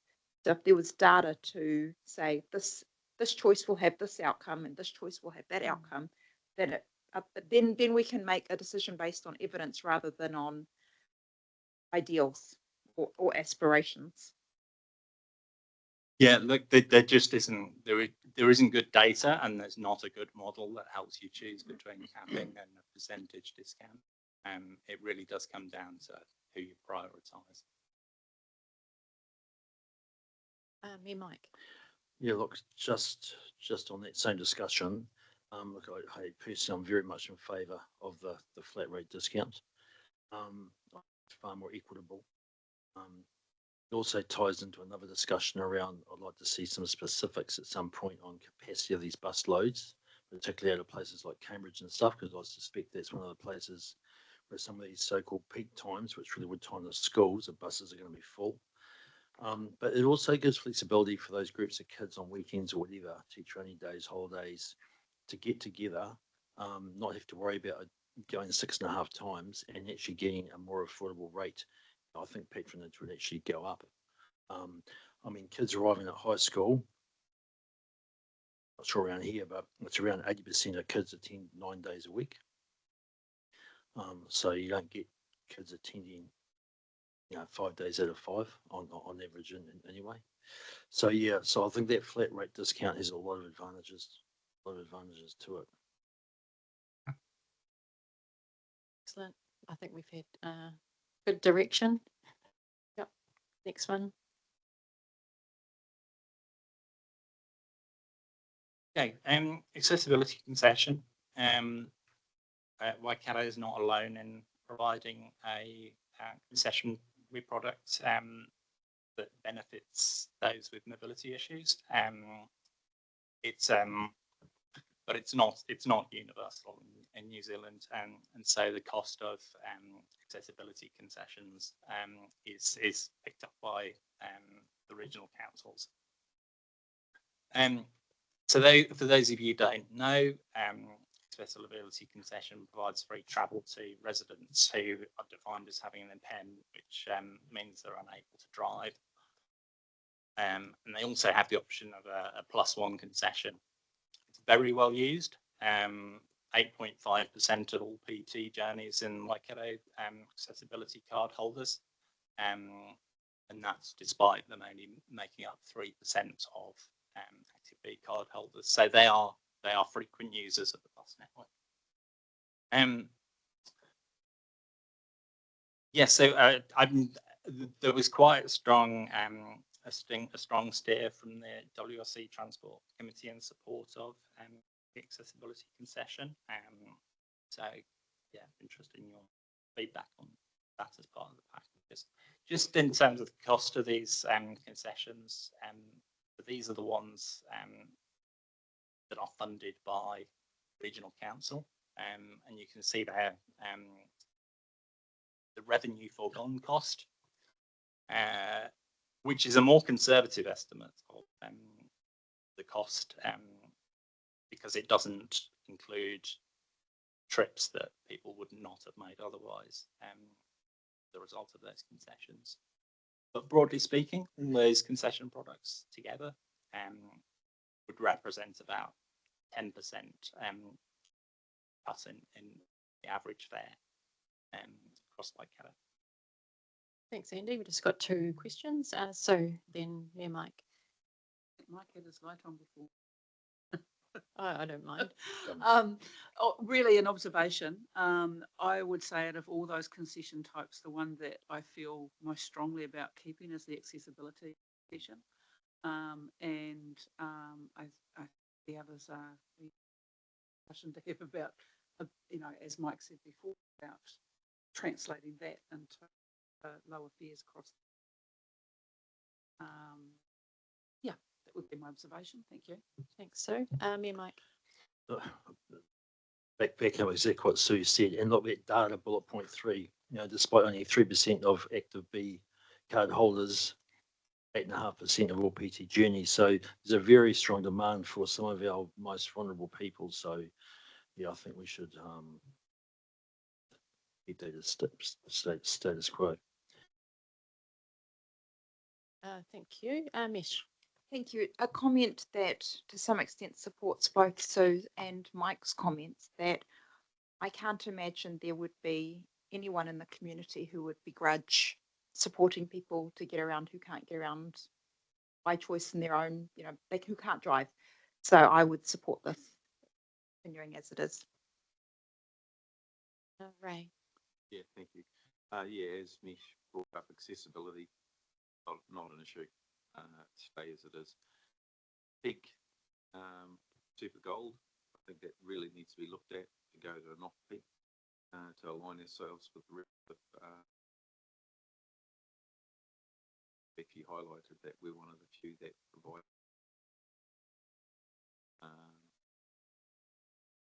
viewed so that those funds can be used elsewhere. Thank you.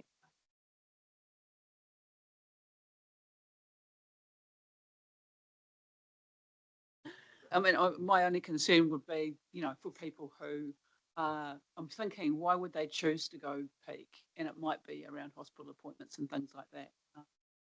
And yeah, so we don't want to necessarily scupper that, but yeah, be very interested in that conversation. I think there are conversations happening with the DHB about how to address their parking problem. So, there we go. Yeah, and we've probably got the data to show how successful it was to help those conversations as well. All right, well, I think we've got a clear steer. Was there anything missing, any gaps in that one? No, I don't think so. I think that the rest of the steer will be provided when we get into the options packages. So let's get into that. Excellent. I'd probably just add myself that the accessibility concession +1 is something that we do and Bay of Plenty do. And we should continue to advocate that that is a nationwide concession. So, yeah, if we could put our hats on and, yeah, that'd be fantastic. Thank you. Right. So we've gone through an optioneering process and essentially a very long list of possible changes to the fare system have been developed.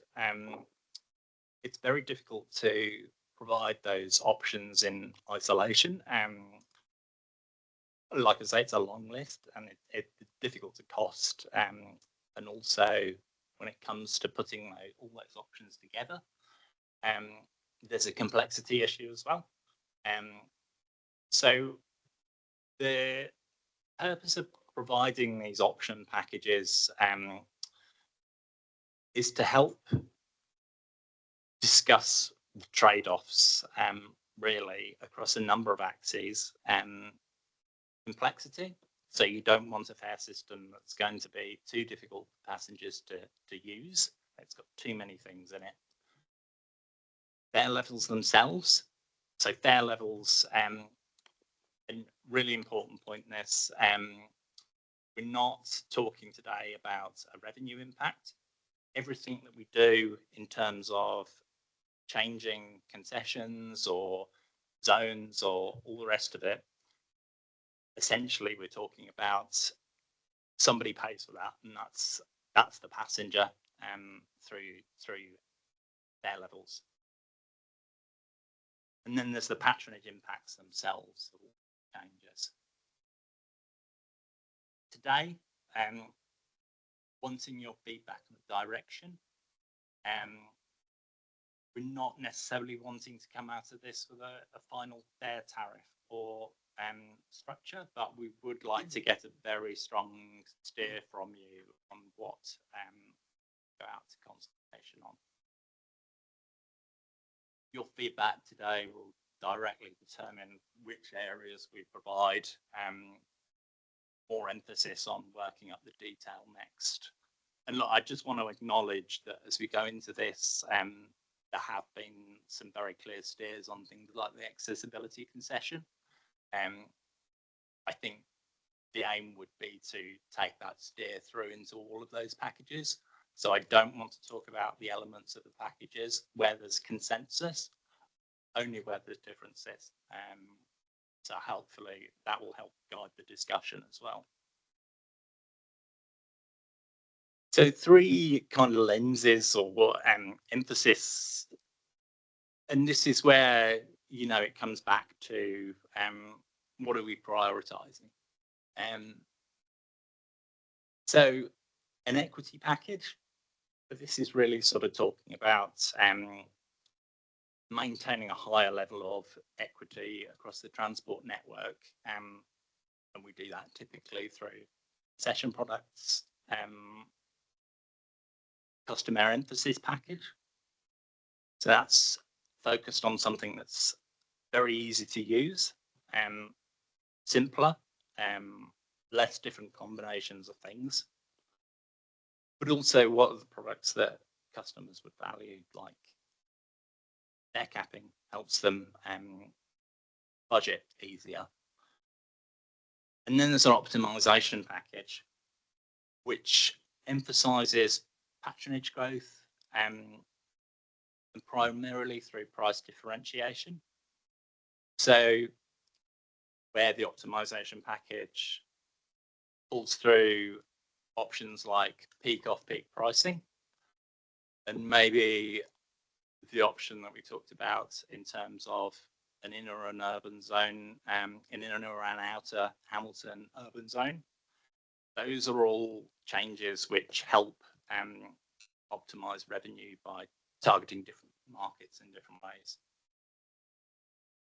The trade-off of this is potentially more complex. You add an extra zone into Hamilton, it's going to be more complicated for people to understand potentially.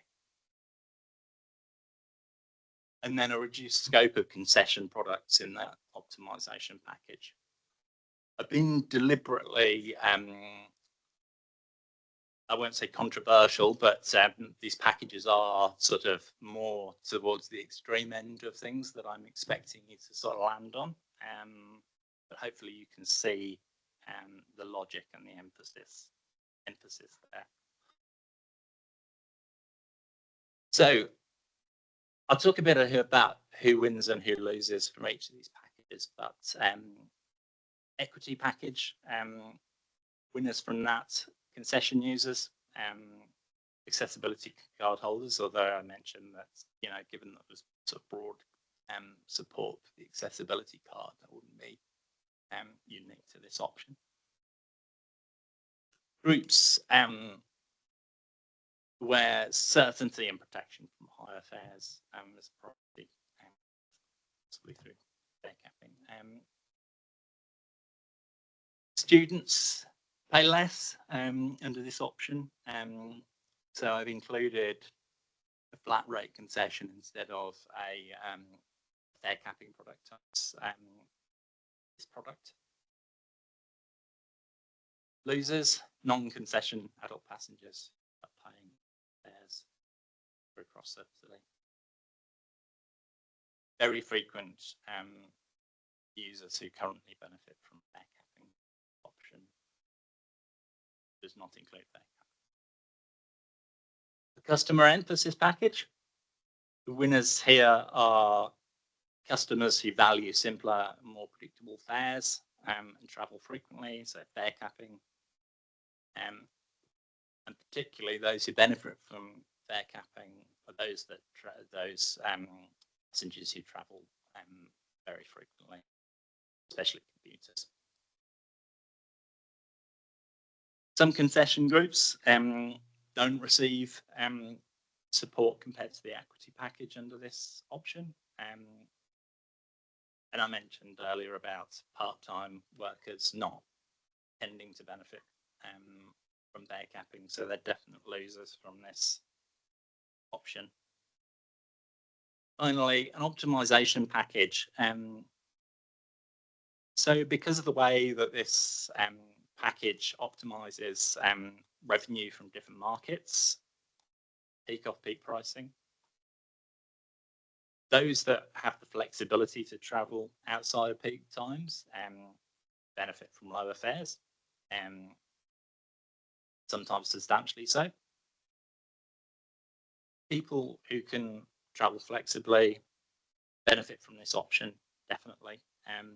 But also part-time workers, shift workers, discretion users of the public transport system, people that don't tend to use the bus very much. Gives you a stronger patronage growth per dollar invested, but that's at a trade-off of concession users who currently have free fares. Peak period commuters pay more within peak off-peak pricing, so there's a likely rise in the peak. Subsidised fares in the off-peak. That's the three. That's the emphasis of the three options. And look, this table looks like a lot. Now that we've talked about some things like the accessibility concession that we can strip out of there, it'll take some of the complexity out of that table. It also means that the modelling numbers at the top of that table need to be redone. But hopefully that provides you with an indication of what those packages might actually deliver, but just needing to be a bit circumspect about some of the changes that we might need to make to those package options. So with that, look. Andrew, I might just pause there. We've got a question online. Sarah, go ahead. Cool. Thanks, Andrew. This has all been really helpful. I'm maybe a year or two or longer ago, some of us had asked about the possibility of having like a family concession or some sort of ability to address the fact that, you know, for a family with multiple kids going to school or if they're traveling together somewhere on the weekend, quickly becomes much more cost effective to take your car when you add those multiple fare prices up. We were told at the time that we didn't have the technology or ability to do that, but that could be considered with a new system. Is that something you've turned your mind to in any way as part of this exercise? Thanks, Sarah. Look, I'll be honest, it's not something that came up through the option development exercise, but if there's consensus in the room today, we can definitely have a look at it. Yeah, originally it came from a parent saying, you know, it was hard sending 3 of their children on the bus to school. So, I mean, yeah, if there was interest in the room to look at some options, then I would support us at least exploring it, because potentially you get people who wouldn't otherwise take the bus because they add it all up and go, well, it's not worth it for the number of fares I'm going to have to pay for. There's 2 questions there. One is it a good policy decision? And the second one is, does it get supported by NTS? And I don't know the answer to those questions at this point. Sorry. Yeah, thanks, Sarah. Andrew, is that something that staff could take away to investigate? I mean, I would like there to be a sort of strong consensus in the room that something that would be supported before we did more work on it. Let's go around the room and see what people think. Ray. it's either or. You're either going to have capping person or you're going to actually made some notes as we just quickly go.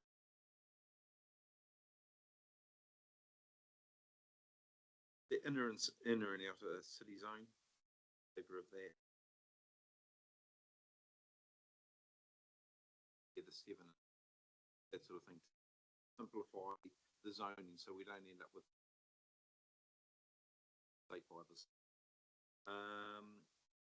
Off peak, standard fares. Ray, do you want to just bring your microphone a little bit closer? Sorry. Standard fares and then discount for off peak. Whether you do off, peak hire and off peak, but best to say that you get a discount if you do it off peak rather than saying you're paying extra.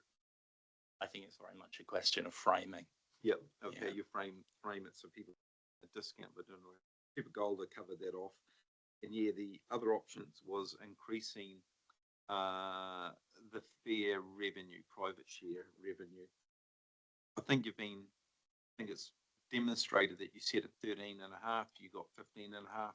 It's clearly that small steps, as Mike brought up, is the way we've got to go, and aspirational and be looking for working that through. So that's either going to be through fare increases, either rider numbers, or efficiency and optimization. So I suppose there's some work in that sector. I'd be happy with all of it. That's just me throwing it out Cool. there. Thank you, Ray. That's really helpful. Alvisa. Yeah, I just want to express my support for Sarah's suggestion to at least look into it, investigate the options, and then with my views on the packages, I think simplicity is quite important. So somewhere between the equity and the customer looks to be like usable, user-friendly sort of system, but I also do appreciate the suggestions around simplifying some of the zones and splitting them up and merging where it makes sense. Yeah, especially around the discussion, sort of stand out. Thank you. Thanks, Alvisa. Mayor Mike. Just on Sarah's point, yeah, I'd need more detail around that, around the discounts, let's say, for multiple kids on buses. Yeah, at high school, children they're entitled to, I guess, a bus or a subsidy after 4.8 Ks. I mean, to me, children should be going to their local school, and after that, I don't see as a ratepayer why I should be subsidising it. So I'll never support any discount that subsidises kids that are not going to their closest school. Yeah, to be honest, I think none of those options that you've got there after this corridor I actually support. I think you need to come up with, listening to all this, you'll come up with another option that's called none of these. But just, yeah, so the youth discount rather than the capped, we've talked about that, so no more on that. The splitting the zones, as Misha said, I think in that zone 1 is actually a really fair and reasonable idea, which would take you out to 11 zones, and then I'd think you should bring that back to 6 or 7. After that, the accessibility concession, retain that, we've talked about that. The equity concession. Hey, I'm comfortable with the increase that you're targeting, the 18.4%, whatever that was. I just think we just got to go up incrementally. I'd rather hit a target than try and set something that's unachievable. And if we exceed it, then hey, fine. If there was a history of exceeding, then we should relook at these. But at this point, you've given us, say, less than 2% from 24 to 25, where you sort of exceeded. So I'd need to see a bit more data before I'd say sort of push those increases further than what you've got there. And I think that's I'll use the word, silly idea to penalise those, increase the cost of those using at peak time. I mean, those are the people actually subsidising the most out of this. If you start putting them off, I think the whole system might fall over. Thanks, Mike. A question, and then I'll give some feedback on some other issues that people have talked about. In this table, you've talked about on Tahuia investigating advance booking, group tickets, those types of things. So what are you thinking about there? And I'm asking this in the context of Sarah's request around family concessions. Yeah, Is that different from group bookings? There's so the objective of those items is really to help maximise the amount of revenue on Tahuia again by price differentiation through groups. You know, I mean, it's advance booking, group tickets, done elsewhere on rail services. But it's only a recommendation to investigate those options, and anything that was decided upon would need to work through the national ticketing system as well. So would that be done in this review, pursuing these, or not? Or there's a slightly different work stream going on with Tahuia. Obviously, you've had the recent council decision on increasing fares by 25%, but yeah, there is some emphasis on obviously trying to maximise the amount of revenue on that service is a priority. Okay, so just then some feedback on the issues that people are addressing. I am also the jury's out of my mind about the time of use approach. I think that it doesn't necessarily meet the policy objective that we're trying to achieve with public transport. So I have a big question mark over that.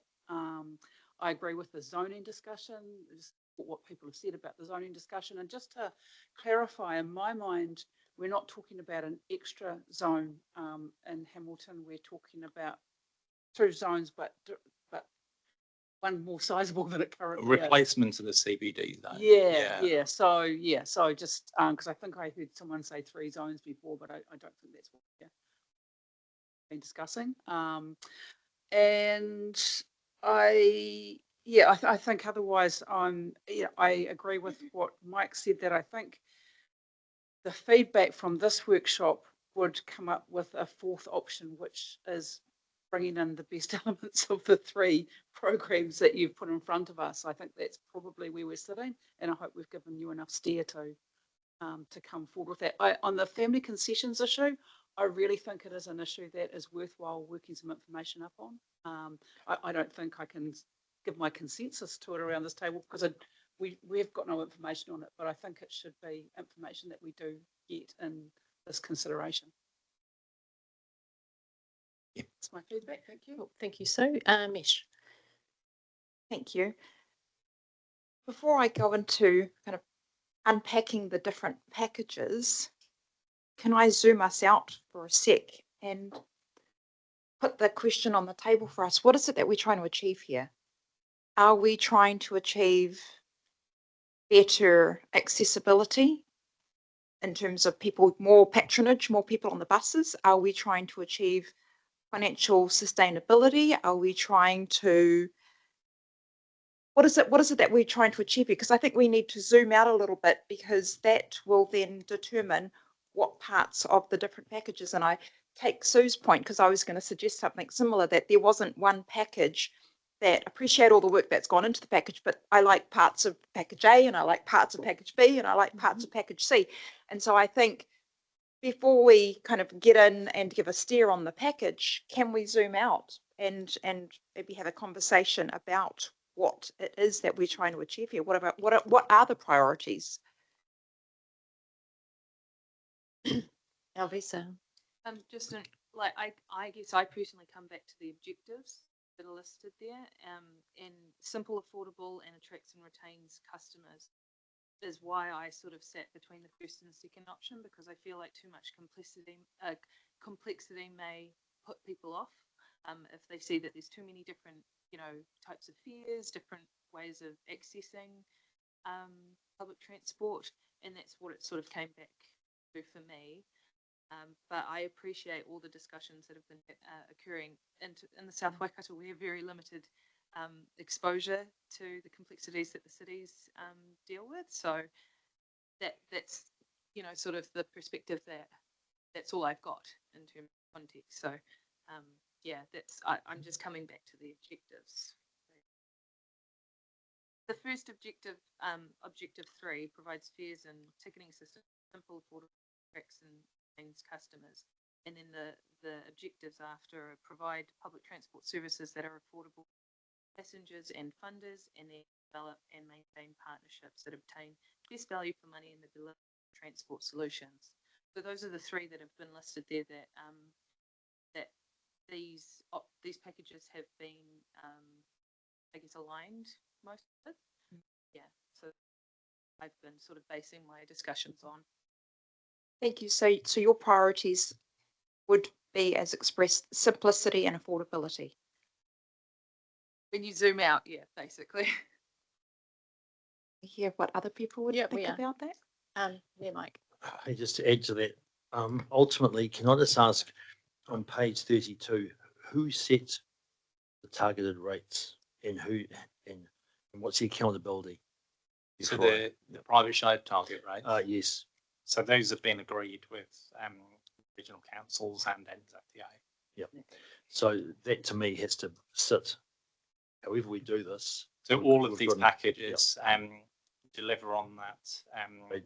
that revenue outcome. You'll see Yeah. listed along the top. They all generate the same amount of revenue. It's the fares that people pay that's the trade-off with these options. Except you may be starting to get the feedback that none of the packages are, you're going to go and rehash something, but Yeah. ultimately it still has to meet. It still has to meet. Yep, yep. Thanks, Mike. Mike. So look, I was looking at affordability and simplicity as well, and I actually think you've done a pretty good job here. And you could put up the screen with the packages on it. It does link to the outcomes or objectives. No, not that one. The one with Which one, The sorry? Oh, the- objectives one. page 50. Oh. Go Back or In that one? forwards? page 50. Yeah, that one. So there's the objectives at the bottom. There's the 3 packages. Look, I'm strongly in favour of customer emphasis packages. I think it balances the other 2. I think you've done a huge amount of work on it, and you know, we spend, you know, we're talking about percentages here. If you look at the other objective, it's to try and get to that 18%. And as Mike said, it's incremental. You know, you're looking at a couple of percentage, which is probably at best all you're going to get out of this fare structure thing. And I think that's a balance between your concessions and trying to get the people on. You know, I totally agree with the zone discussions. Keep it simple. Look, the whole thing. Keep it simple. If you can bring the family discount in and keep it simple, then do it. You know, but it needs to be simple and affordable. And I think that's what you've tried to go for here. And I think I think it's already overcomplicated. I don't think you should complicate it anymore. And just do it. And like I say, we're talking percentages here, and that's okay. That's good stuff to get those minor percentages. But I think we need another focus on some major change, you know, through demand management, through how we, you know, the rolling stock, all that sort of stuff. We've got to look at this to get some bigger gains out of this, because to me, the whole thing's unsustainable. Thanks, Mike. So I just realised I had a question about vulnerable Vinny. In your you're looking at user cost impacts. Why does he currently, under what system does he currently pay $0? So to this example, we've assumed that vulnerable Billy is a accessibility card Ah, okay. option card holder, and the main reason for that was that none of the other options, none of the other personas would fit that. Okay, got it. So if we keep in any package that arrives the accessibility option, the answer is going to be $0 for him. Correct. Scenario. Okay, thank you. cool, thanks, Sue. So yeah, moving on. Yeah, I mean that was pretty much the basis of the discussion, really. And I like the feedback today has been really helpful. I wonder if we can maybe use the rest of the time to sort of craft an ideal package, but yeah. Should we give it a go? Yep, because I've been hearing there's bits of each one that we like, and I was the same when we went through it initially. Consensus around it too, isn't there? Yeah, and I think to Misha's point as well, you know, that customer focus plus trying to hit our private share targets, they're equally, or, you know, co-benefits, equally important that we do make it sustainable for the funders as well as the user. So yeah, I think we could hit on a nice balance. Thank you. Before we get into designing, can I just ask, you've heard a lot of things. What have you heard? Like what feedback you've heard things, you're gonna go away and you're going to work things up. What have you heard? What has landed that you are then going to? Yeah, so Mesh, I think we're going to work through that as a group with this table here, and that will give them a very clear steer. Okay. Yeah. Angela, sorry, can I jump in and ask just one question about the table? Yes. Under customer emphasis, so it's talking about between where equity and optimization is suggesting more patronage, this one suggesting less. What is, and it's quite a large difference when you look between it and the other two. So what's driving that? Yeah, there's a lot going on between the packages. And if you look at just one element of the package, it might give you a sort of false impression of what's driving it. I've made some notes though, so but essentially, for the customer emphasis package, there's no youth discount. There's a simplification of the rural zones and removal of the CBD zone. There's also a 50% discount for accessibility card holders instead of a full discount. There's moving from free to you pay something. It's quite difficult to calculate. But essentially, most people use a generation factor about 50%. So 50% of the journeys that would have been taken with the accessibility card are no longer taken. Right. There's a lot going on there. Okay. Yeah. So, and removing the CBD zone, for example, seems to have an impact because you're then making it more expensive to do short trips. Correct. Yeah. So, okay. Yeah, I mean, I agree with a lot of the other comments. There seems to be good bits to pull from various ones, like the inner zone seems to make sense for the instead of the CBD. If you and agreed with Mike's, sorry, I thought my hand was up before it wasn't. I agreed with Mike's comments around the flat discount for youth, but I and just in terms of like, and possibly that then addresses your family fare issue to some extent through doing that anyway. But just in terms of kids going to school outside of zone in Hamilton, any kids living in Hamilton, going to school in Hamilton, there is no MOE funding for any trips currently at the moment. So while I agree around not encouraging kids to go to school outside of zone, yeah, currently there's no subsidy that might apply for like rural students. And similar to everybody else, 100% the accessibility free travel should stay with the +1. So we got, sorry, Sarah, we've got 15 minutes anyway, left. I'm done. I'm Yep. really to get something on paper. Awesome. Are we able to start with accessibility card, keeping that as free?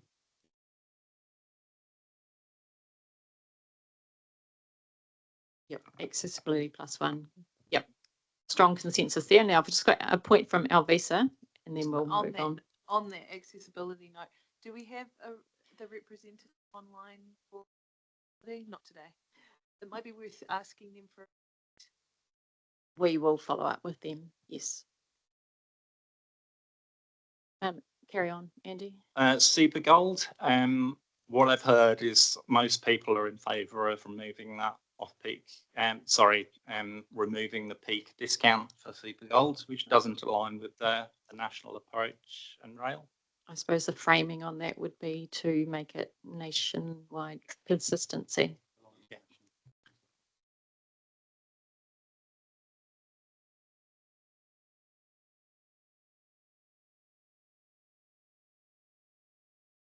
And then youth, capping or discount is the question.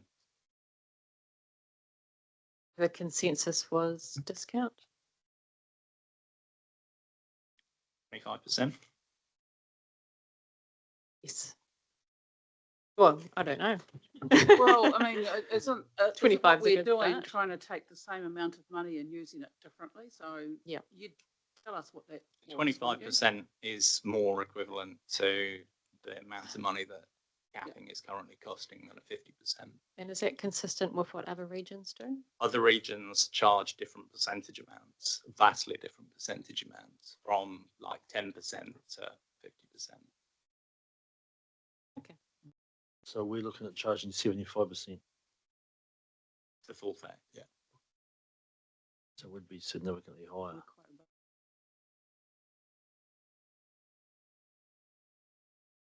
So maybe we just asterisk that because there might be other things further down the list that we want to change, which might be cheaper, which then can be offset.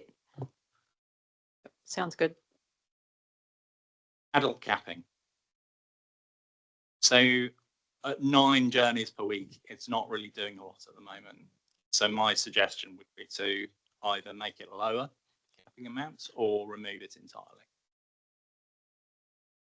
What would removing it entirely mean for the reduction on the fare? There would be a small reduction in fare, but the number of capped journeys at the moment is very small. I can find the number for you actually. 4%. So it's going to be what, like a 2%? Possibly even less than that. Or even less than that. Can I just ask the impact? So if we, with the current capping model, then that rewards people who are frequent users, right? Correct? And it sounds like there aren't that many who are. So if we took the capping off, that what I'm also hearing is that if we took the capping off, then it's not actually going to create that much of a benefit anyway, because it does, not many people are accessing it. I Is guess that correct? it's just a complication, really. Okay. So, well, just on that note, not wanting to speak for anybody, but I have heard the tendency towards simplicity rather than complexity. So on that basis, mine would be to remove the cap, because that would make it simple, given the fact that it's not actually having that much impact anyway. What's the impact on fares if we reduce the cap? Like, where would that impact be felt? The impact would be higher fares overall.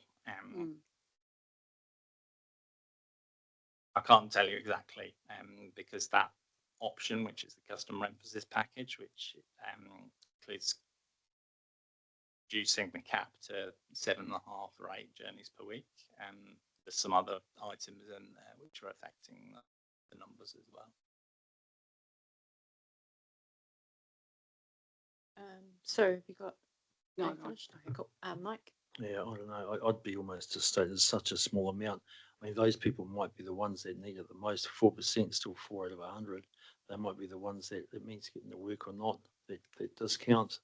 I hear what you're saying about simplifying it, but it's such a small amount. Personally, I'd just leave it alone. Mike? Yeah, look, I don't have a lot to add. I mean, it's really Hamilton City focused. I mean, I've sort of said like affordability and simplicity is, you know, and I think your lens is on that. So, I mean, the tweaking, you guys, no expert in problem. Yeah, thank you. My sort of thoughts are around that extraordinary package that people can do with their pre-tax income.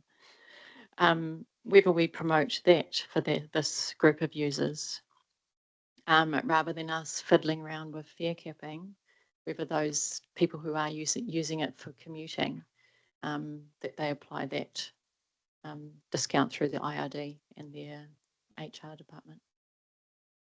I have one. Can I just share a person who I know who benefits from this? So this is a real life case study. This person works as a carer for people with disabilities, and she uses the bus to get between her appointments. And so she is one of the 4%. She's an independent contractor. She's not going to have an HR department to help her work out the taxation regime that goes with this. I think I'm sitting with Mike in that it's, you know, the benefit is negligible of removing it, but the harm to those who you remove it from might be quite substantial. And I think if I think about this actual person, I know it will be substantial for them.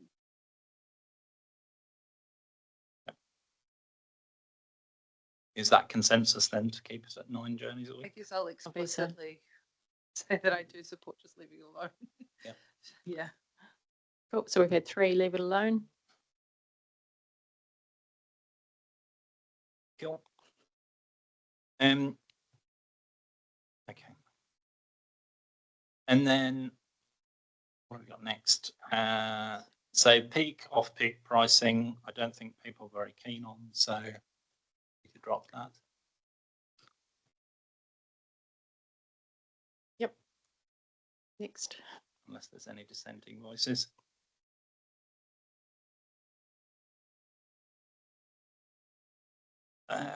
I think most people are quite happy with simplification of the rural zones. And we've had, I mean, I should point out that when we went to the Transport Committee, they were not keen on Hamilton in the zone. So, I mean, that's okay. But yeah, just pointing out that there is a point of difference there and sort of emerging from the discussions. But I think most people were fairly keen on a Hamilton in a zone being created.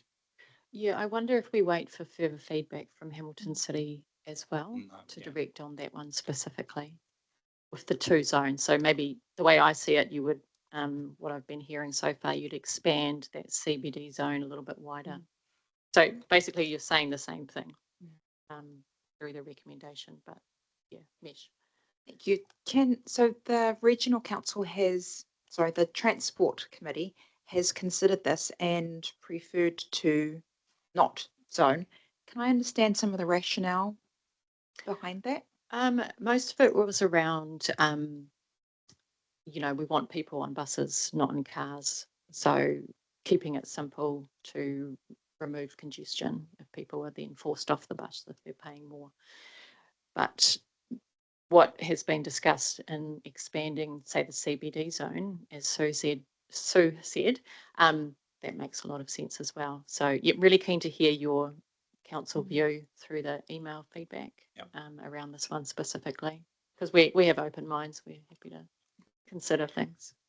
Thank you. If I can just put together a lot of the different things that I'm hearing, that one of the biggest trade-offs we are all kind of grappling with is that simplicity versus complexity, because the simpler it is, the more likely people are to use something because it's not so complicated.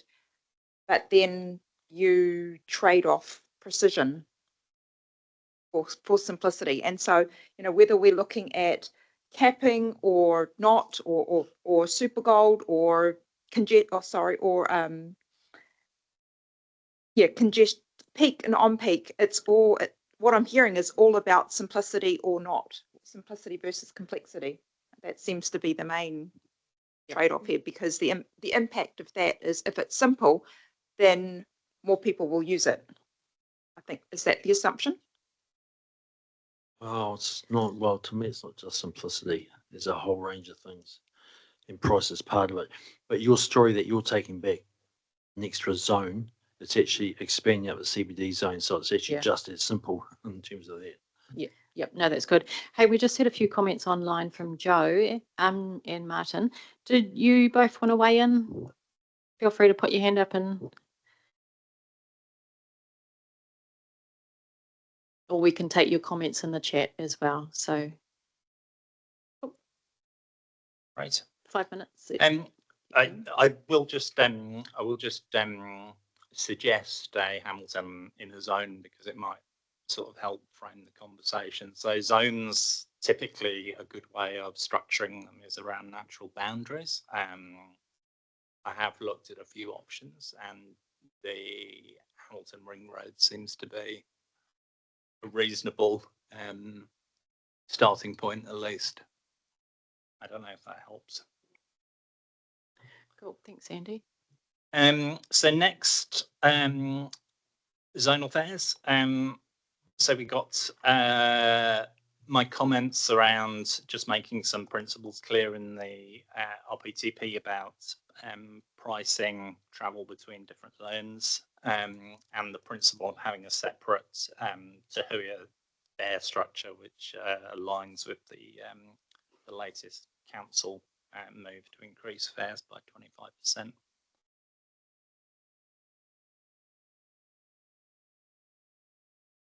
Silence is gone.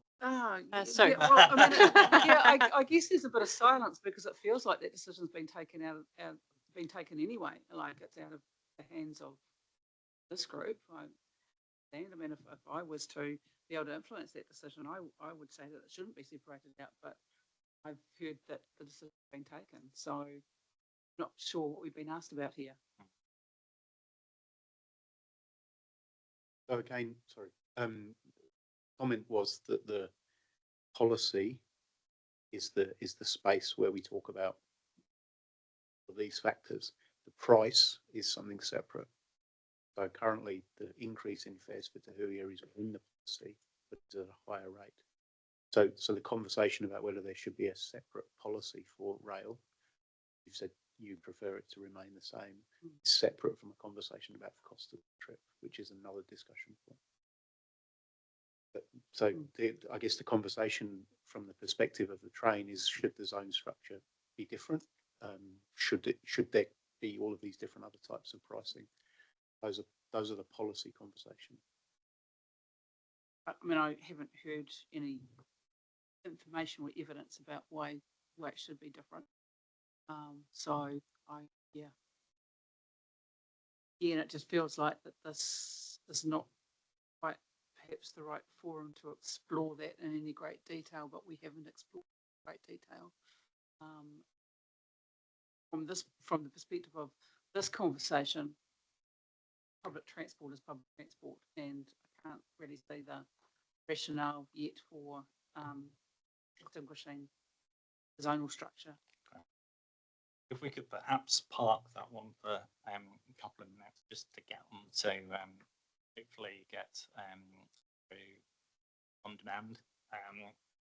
I suggested that the night flex fares should be slightly higher, and I suggested starting point probably a 25% increase, and I would suggest that demand is monitored, and perhaps further fare increases after that. It is a premium service. The cost recovery on that service is very low. So yeah, the recommendation. Well, on this one, so for the night flex service, you're recommending a 25% increase in fare. As a starting point. As a starting point. That's a significant one-off leap, and I'm not sure what it's based on. But again, we haven't had a lot of conversation about it today. But what's that based on? It's based on looking at what the equivalent prices would be for alternative transport, such as taxi or Uber time of night, which are multiple times higher than flex fares. It's based on flex having a higher product value, and that it's bookable, it's corner to corner, and also the operating costs of that service are much higher than most services. And Andy, also the price has not increased recently. No. And also the original fare for on demand, because the service, the Nightflex, replaced the Night Rider bus, the decision at the time was to make sure the fares were the same, users transitioning from the bus to the on demand at the time. You know, and I think one of the things to remember about this service, though, is the reason for it being in place, and it's for safety. So this is for people who are not going to be taking a taxi because they cannot afford one at night. And so they are putting themselves in unsafe situations. And what we've got to be careful of here is that we don't price this service in a way where they also won't use it. Because that's my understanding of its primary policy objective is to actually address that issue. Yeah, the other one as well is the accessibility as well. So I understand that 2 of the 4 vehicles are wheelchair accessible, of which those people don't have many options in Uber or taxi. So, Mike. Yeah, so I know we're not talking cost, but what is the relative cost of this so I can get some perspective of, say, from town to Rototuna or something, or like, what does it cost to actually get this thing so I can find a quantum of what 25% looks like?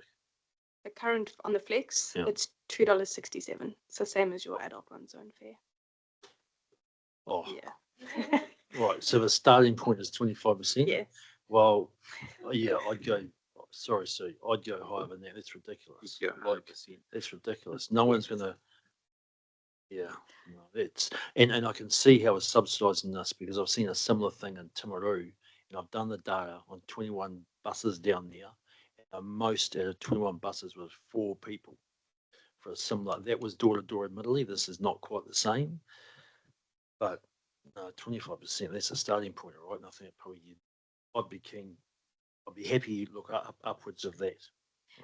Yeah, I guess in this context, it's the having the policy that enables a different price fare for on demand, which could change on a case by case basis depending on what your on demand service operates. If you were to implement on demand in Cambridge, for example, during your daytime to support your fixed route services, well then you would likely align with a one zone bus fare. So it's just enabling in different scenarios, we have the policies to support us to price it differently, and then those prices will be determined through the annual plan. Look, the other thing here is whatever you come up with, 25% or whatever it is, one of the main factors here is I alluded to it before, when you give massive price increases, like every year there should be price increases. You know, we shouldn't hold off on even 2 years, we shouldn't be holding it. Every year people expect a price increase. And if you just keep it at sort of CPI-ish or whatever it is, no one minds. Yeah. Thanks. Mike, Alvisa, and then Ray. Yeah, I had the same question, so thanks for asking that. Yeah, I'm in agreement with Mike, in terms of 25% sounds like a big number, right?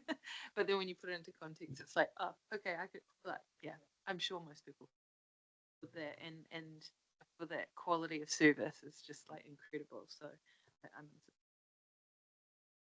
Ray. Yeah, I fully support Mike. All we're trying to do here is set some policy that you've got some flexibility to look at it. Same with the train and bus. I'm just going to go back to that.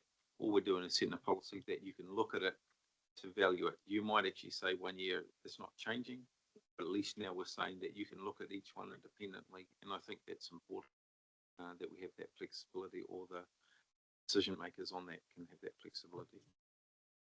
Cool, thanks, Ray. So you're supporting the modal difference. Yeah, cool, thank you.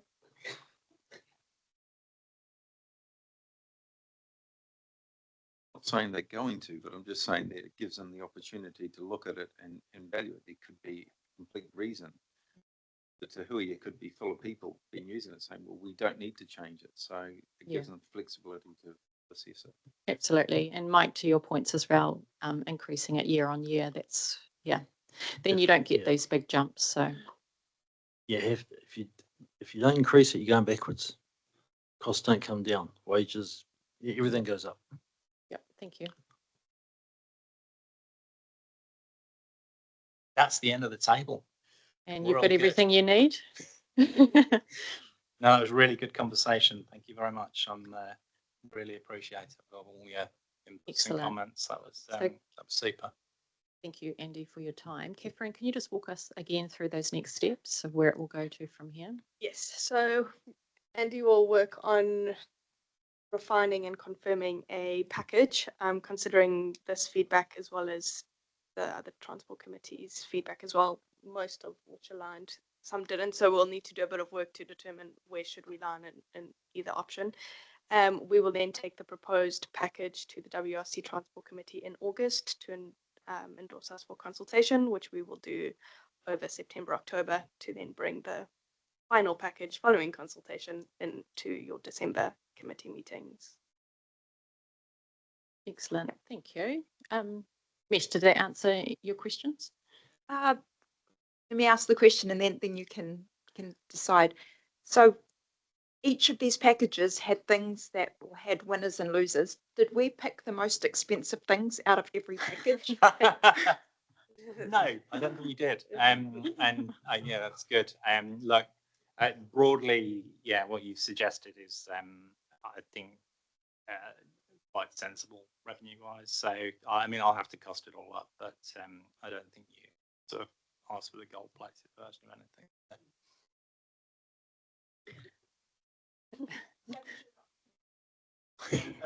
Excellent. So Hamilton City, we'll get your feedback through to Andy or Catherine and Andy. How?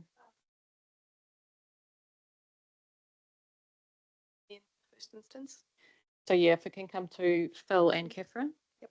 And if you wouldn't mind CCing myself and Liz in as well, as good practice. And then for that August meeting, we can have a catch up to make sure we're all aligned. Fantastic. All right. Well, thank you, everyone. And thank you to those online. Mike? Yeah, so when are we going to start looking at things like demand, those other aspects of the plan?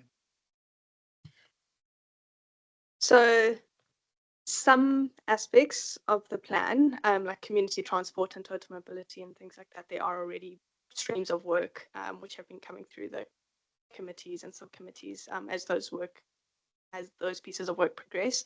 The plan will then be for everything else that hasn't been considered next year, undertake a full RPTP review of everything else. And a high level plan at this point is to then only really consult on that post the RLTP being approved in August next year, so that we just ensure an alignment between the two plans.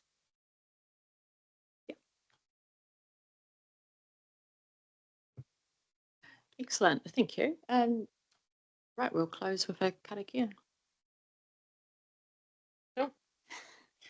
Let's had us each lined up to do the opening and the closing.